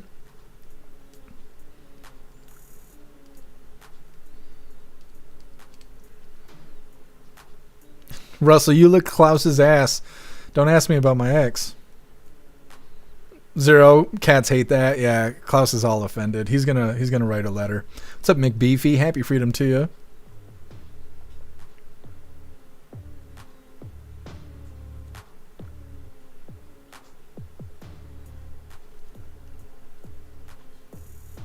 McBeefy, why do all the stars I used to like are now dumbasses? Yeah, McBeefy, I feel the same way. I used to think certain actors were cool and stuff, and now I can't see them that way. I just see them as pedophiles walking around above the law. And I feel bad for like child stars. If I see TV or a movie or anything like that and it's got a kid in it, I'm like, oh, great. Like, because children, I mean, almost all of the movie and music industry is like human trafficking. It's just done in front of us, so we're used to it. But really, like these child actors, I've said this so many times, their parents basically sell them to the industry. They get emancipated, and then the managers run that child's life, like while they're coming up as a child star. You know, Britney Spears and young rappers and just all these people, right? And so it's very much human trafficking done in front of us. We just don't feel bad for them, because they get to be on stage dancing and singing with all these fans they love or that love them and all this stuff. Meanwhile, their entire life is controlled by their managers. They're dictated when they can sleep, eat, use the bathroom, where they're going, what they got to say. They have no control over their life, and it starts at a very young age. And so by the time they're in their 20s and 30s, they're basically brain dead. They're just controlled by all their handlers around them. It's very much human trafficking. So when I watch movies, it is very difficult for me to actually be like in the movie and not just think like, I wonder how much bad stuff this guy's done or that guy's done. I've never heard anything bad about Keanu Reeves, so I still got hope for John Wick. But like all these other actors and stuff, it's like you just hear about the terrible things they do. And so it's very hard to enjoy movies and stuff like that. McBeefy, Ben Stiller is also one. Yeah. I don't know. I used to kind of like Ben Stiller a little bit, but you see the way he is, you know? He's scared of Trump. It's stupid. Shouldn't be worried about politics. That's the thing, is entertainment used to be separate from politics. Entertainment was to help you escape real life, while politics was to make you afraid of real life. Now they're in the same boat. And so now people don't like entertainment as a whole because it's constantly pushing a political message. And we don't want that, you know. But one day somebody will figure it out. Maybe we'll get some conservative media eventually. I don't know. I saw somebody saying, I don't remember if it was during the live or what, but I saw someone saying that we should have a Disney princess that open carries or something like that. But I was thinking, like, we'll never see that unless we have some conservative version of Disney pop up.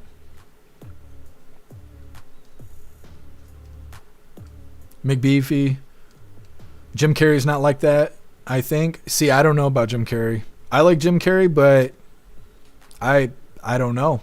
They say he's terrible to work with because he gets consumed by the character that he's playing. So if he's playing an obnoxious character, which most of his characters are, then he's obnoxious to work with the whole time because he never breaks character.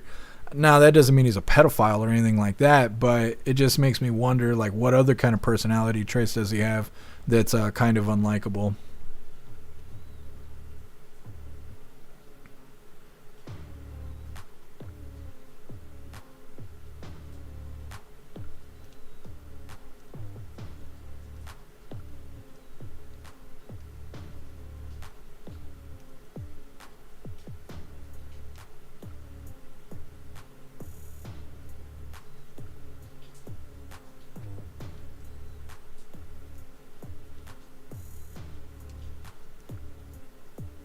Red, you don't like Rita? Well, to each their own. Red, to be honest, the entertainment and politics stuff started when Trump became president. I think it started when COVID happened. When they locked us down and we were watching news and we were watching movies and Netflix and shit like that because we had nothing else to do, they merged. They merged because we were living a life of absorbing entertainment. And so if we're going to sit there for 12 hours and watch TV, they wanted to make sure we got that political message. You need to be gay and as woke as possible.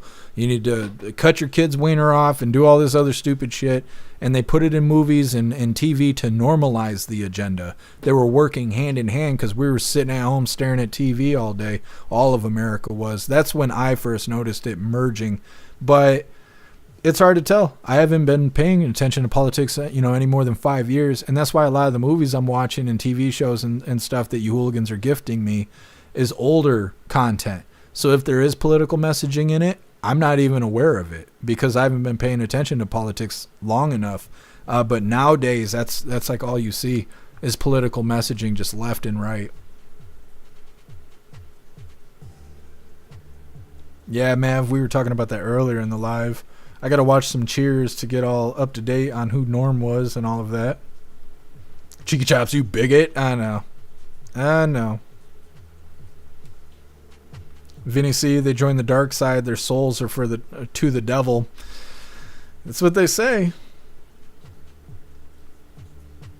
Wayward, I'm wanting a good pizza. Don't want to waste money on disappointment pizza. That's right, Wayward. I'm actually going to try something new. I'm going to make sloppy joes, but I'm trying to stay away from bread because bread is not good for me for whatever reason. So instead, this is going to be totally unhealthy, and you guys can tell me what kind of fat piece of shit I am.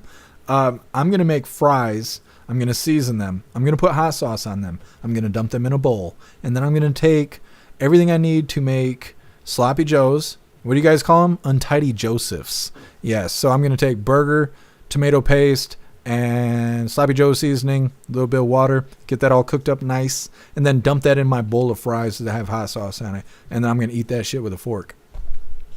I don't know what you call that. Don't be stealing my ideas. I see you eating my damn bowl of sloppy joe. You better give me credit for it, because I know ain't none of y'all thought of that, okay? I'm making it today after live. I'm pretty excited. The bathroom's not. The bathroom's scared for its life. Either ways, we're going to go ahead and move forward here to the fun stuff. Like I said, we're going to be opening today's door of the Advent calendar sent to us by Tori Wayne. We got our 2 funny videos of the day coming up.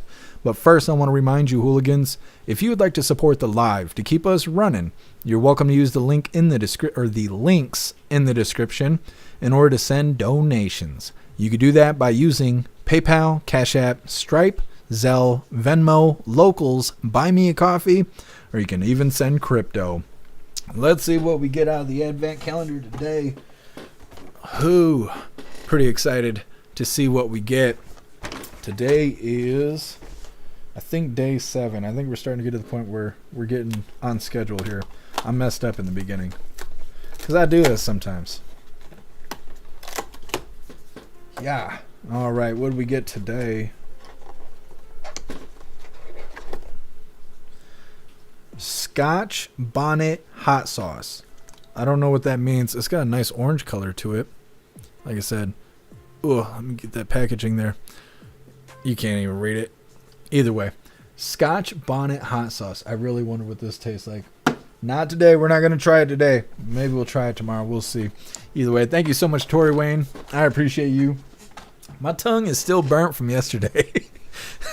Because we took that shot of hot sauce and then I ate that wasabi, and now there's a spot in the center of my tongue that is burnt. It is just burnt. So tomorrow we'll try the hot sauce. I'll let it sit right here and we'll try it. Remind me tomorrow when we go live for Coffee with Hooligans, and we'll try the hot sauce. Maybe we'll do it in the beginning so we can just make the whole damn live a challenge. Either way, remind me. Oh, let me see. Getting into the funny videos. Let's get this first one pulled up. This is going to feel nice and relatable. This is titled, When You Get the Wife What She Asked For and She Still Isn't Happy. Fault in my head. What are those right there? Those are the pads. I went by. I don't know. She said pads with wings. I got wings. These are wings. These are pads. Ask her what kind of wings she wants? They're buffalo. Did you think those are the ones you wanted? I'm sure. And I was You're like, sure? should I get ranch? But I knew she had ranch. My fault in my head. What are those right there? Those are the pads. I went by. I don't know. She said pads with wings. I got wings. These are wings. These are pads. Ask her what kind of wings she wants? They're buffalo. Did you think those are the ones you wanted? I'm sure. And I was You're like, sure? should I get ranch? All right there. Now, I had to go look it up because I forgot to do it. That was provided by Simply Witchy. So thank you so much, Simply Witchy, for providing that video there.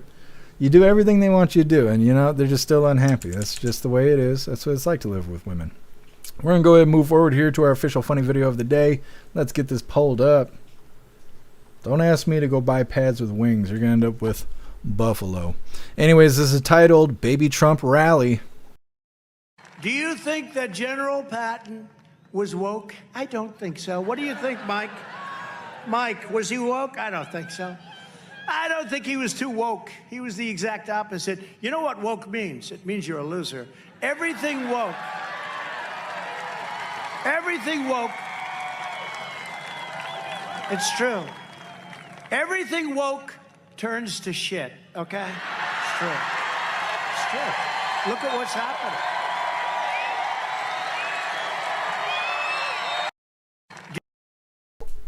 Love it.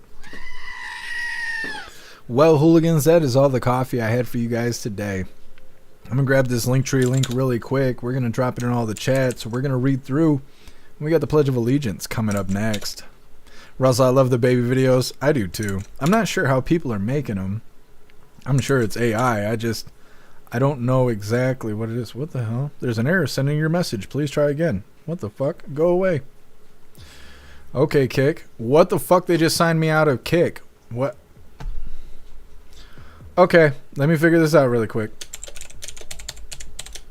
Good Lord. Please work. Jesus loves us. I don't remember what I was saying. Just give me a second here. Fuck you, Kick. Right in the face.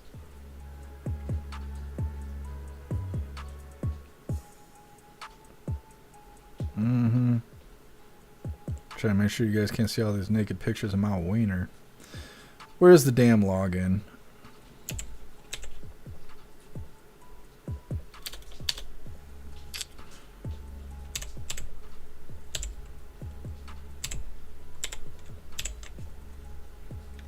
Okay. Back to Kick. So stupid. I don't remember what I was doing now. Anyways, dropping this Linktree link.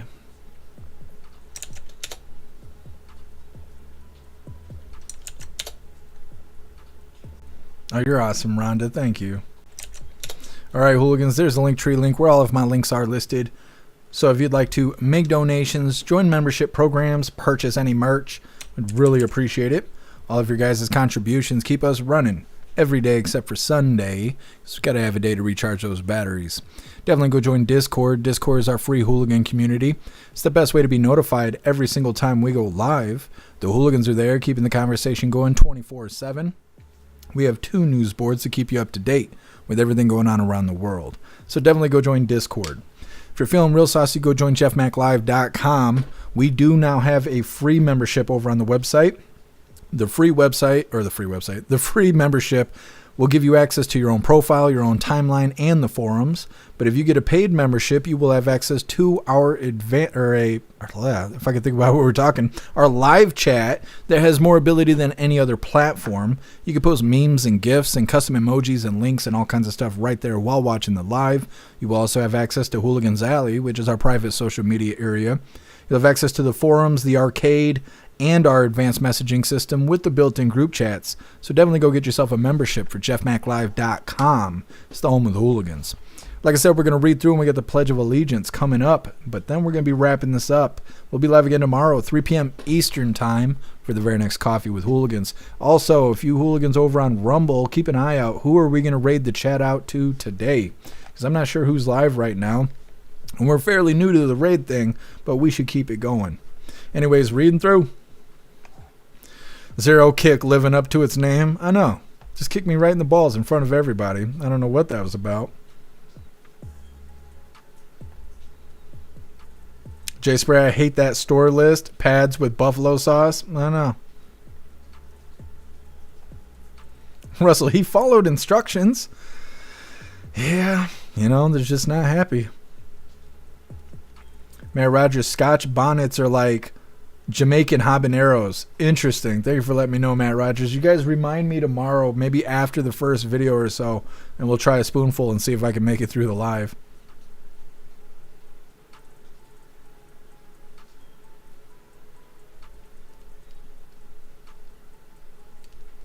Jay Spray, sounds amazing, but your colors are showing with all those seasonings. I didn't even list the seasonings I was going to put in it. I was just saying the bare minimum there. Russell, sloppy seconds is bad. Yeah.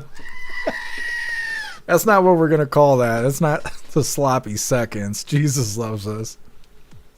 You hooligans are so funny. Matt Rogers, we do that with tots. That's pretty badass. That sounds good. Russell, that's not a sloppy Joe. No, it's a sloppy Jeff. Sloppy fries. Yeah, Zero. It sounds bad when you guys say it. The sloppy fries. I don't know. That sounds like an innuendo.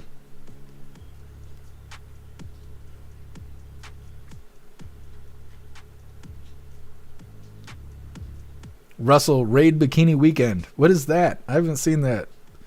We'll see. We'll see who's live. Thank you, Pumpkin. You're the bestest. Dusto Timcast is going. I don't think Timcast really needs any help. Let me see if I can figure out who's live right now. I think I might not have to follow them. I've been under the influence that you have to follow who you're trying to raid. But Rotella is live. We could raid out Rotella again. I mean, I'm not against that. Let me see who's all live. I think the goal is to raid smaller live streamers because it creates that community. I wish there wasn't so many scam channels on Rumble. There's been a lot of people bitching about that. People go on Rumble and run like 24-hour lives just showing random nonsense. And they're getting priority because their live is running longer instead of people who show up and actually do work every day. Alex Jones is live. Not that he really needs help either.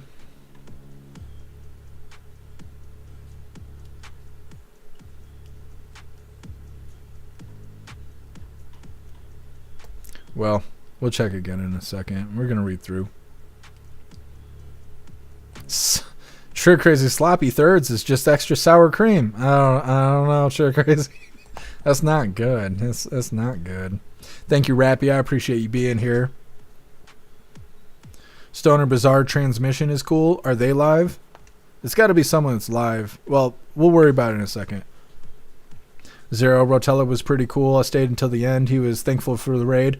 Yeah, I sat there and watched for a little bit. I actually posted a video on X.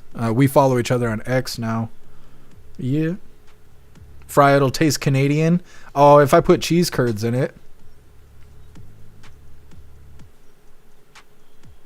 Done. I type like I'm drunk. Sorry. I talk like I'm drunk.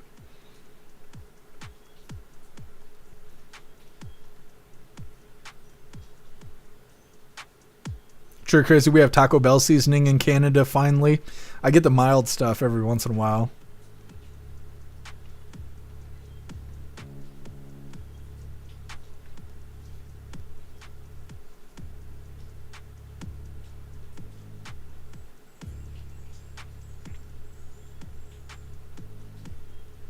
Bill Clay, I think she wanted brake pads.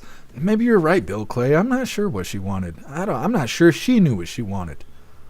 He brought her pads with wings. I mean, what more could you ask for?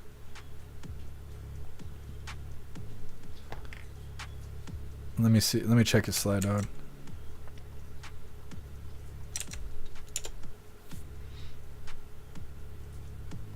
Are they live right now? No, they have to be live. That sucks. Wait a minute, are they live? Oh, they are live right now. Okay, that's what we'll do. We'll raid these guys. Yeah, this will be okay. We'll raid these guys at the end of the live here. I got it pulled up. That way I can grab it. Thanks for the suggestion, Sly Dog. We'll raid them right here at the end after the Pledge of Allegiance. We're still reading through, but like I said, we got the Pledge of Allegiance. We'll do the raid and we'll wrap things up. Stoner, I love Culver's cheese curds.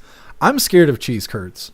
I'm not scared of people, but I'm scared of cheese curds. That stuff is grody. I don't like it, but you know, people say that Culver's cheese curds are like pretty good. I can't bring myself to eat moldy milk like that. I just can't.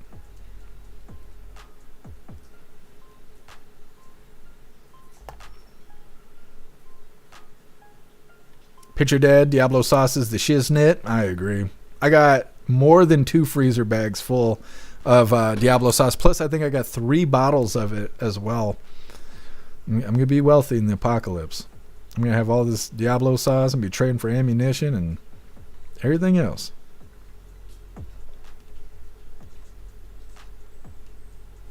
Sage Pup, a panty raid? No, I don't think it's that kind of raid. It might be. True Crazy, I taste like angry bacon. Hell yeah. Stoner cheese is amazing. Cheese is amazing. Cheese curd scares me though.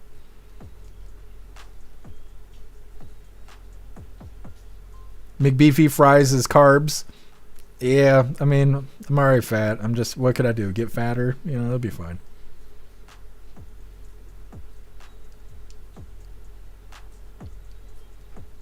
Guess who? Jeff's Midwest card is revoked for anti-cheese curd hate.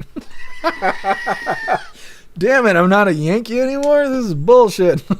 Should have kept my hate opinions to myself. You guys didn't know I was a cheese bigot? Yeah, that's not right, but, you know, here I is. Thank you for being here, mayors. Man, and no more red 40. Yeah, well, soon. I don't think any of that dye got taken away immediately. I think it's over a period of a couple of years or something like that, but maybe I'm wrong.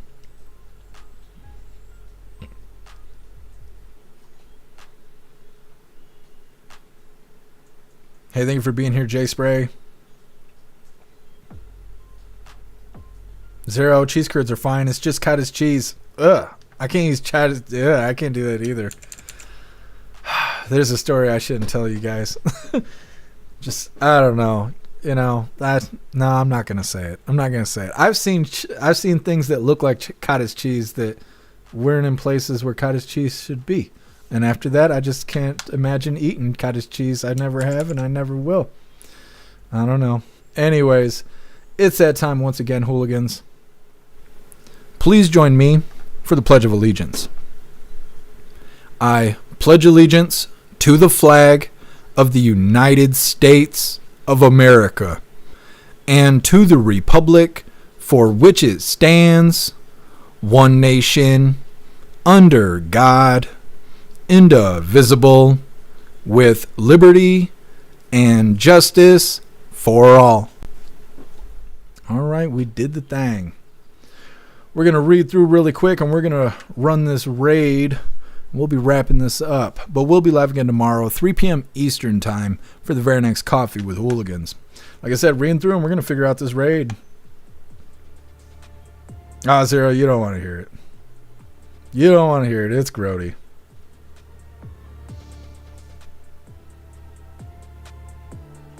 Sure, Chris, I can't believe Jeff reads my shit out loud.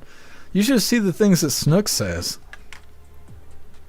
Sly Dog, Lumpy Potato is a good channel to raid. Yeah, Lumpy Potato is awesome. I follow him on X. I don't know if he's live right now. Well, we'll raid this guy out and remind me tomorrow, Sly Dog, and we'll see if Lumpy Potato's live, because I'd like to raid his stuff too. That sounds gay when I say it. I don't mean it in a gay way. Come on, guys.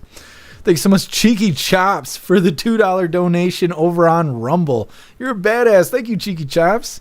With the doubly $4 donation from Cheeky Chops. You're fantastic. Thank you, Cheeky Chops. I appreciate all the support.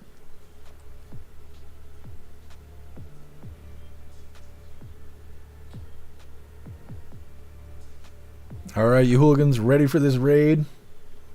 Let's get this pulled up real quick. Oh, my brain ain't working. Is it /raid? Yeah, there it is. Bam. Like this. Oh, we did it. Here we go. I'm going to put it on the screen too so we can watch us raid them. Let's go. Bam. This is who we're raiding. Let's listen in. Man, I remember you from the round 1 or round 2 creator program poll, bro. I remember seeing your name up there, dude. You were fucking beating me on that shit for a minute. Oh, damn, bro. I appreciate you coming out, Jeff. Appreciate the raid, man. W's in the chat for Jeff Mack. Let's go, baby. I appreciate you guys coming in, spreading the love, dropping in and hanging out, man. I'm assuming maybe you played this game before. Maybe that's why we got the raid. I don't know, bro. I appreciate you, man. Panty raid. Woo, woo. Welcome in, bro. Hooligan raid, bro. I appreciate you, 10. Welcome to the chat. Sage, welcome to the chat. Slay Dog, welcome to the chat. Hope you guys are all having a great fucking Tuesday. I appreciate you guys coming in. I'm playing this classic from my childhood. Back when I first got my PlayStation 4. Haze and Hugs, and who the hell is this? What's up? What's up, Cricket? Appreciate you coming out. Trigger, appreciate you coming out. Appreciate the follow, High Plane. Keep killing it, bro. I appreciate you, man. I appreciate you, bro. Thank you for the love, bro. Crazy big raid. All the new people in the chat, if you guys haven't, smash that like button, man. That's all I'm asking. If you guys fuck with me, smash the follow. I usually stream every day. Tomorrow I'm not, because I'm going to be celebrating Mrs. Mam's 2nd anniversary on Rumble with her. Pumpkin, welcome to the chat. I appreciate you coming out. Happy freedom, baby. Hell yeah. Never trust a fart. That's a good wise tip, Patriot. I appreciate you coming out, man. You hooligans are the fucking best. I love doing the raids. We're going to keep that going. Look at that. We just made that guy's day. You guys are so awesome. Love you guys. All right. I think we did the thing. I'm going to read through just to make sure we got everybody because we don't want anybody to be left behind. But we are wrapping this up. So either way, we're going to read through really quick. We're doing the thing. But like I said, we will be live again tomorrow, 3 p.m. Eastern time for the very next Coffee with Hooligans. Sage Pup, some of the language and subject matter in the chat has ruined my young, fragile mind. Tell it to your diary, Sage Pup. I'm just kidding with you. I appreciate you. Hey, thank you for being here, McBeefy. Thank you, Meta. Thank you, Zeus Boo.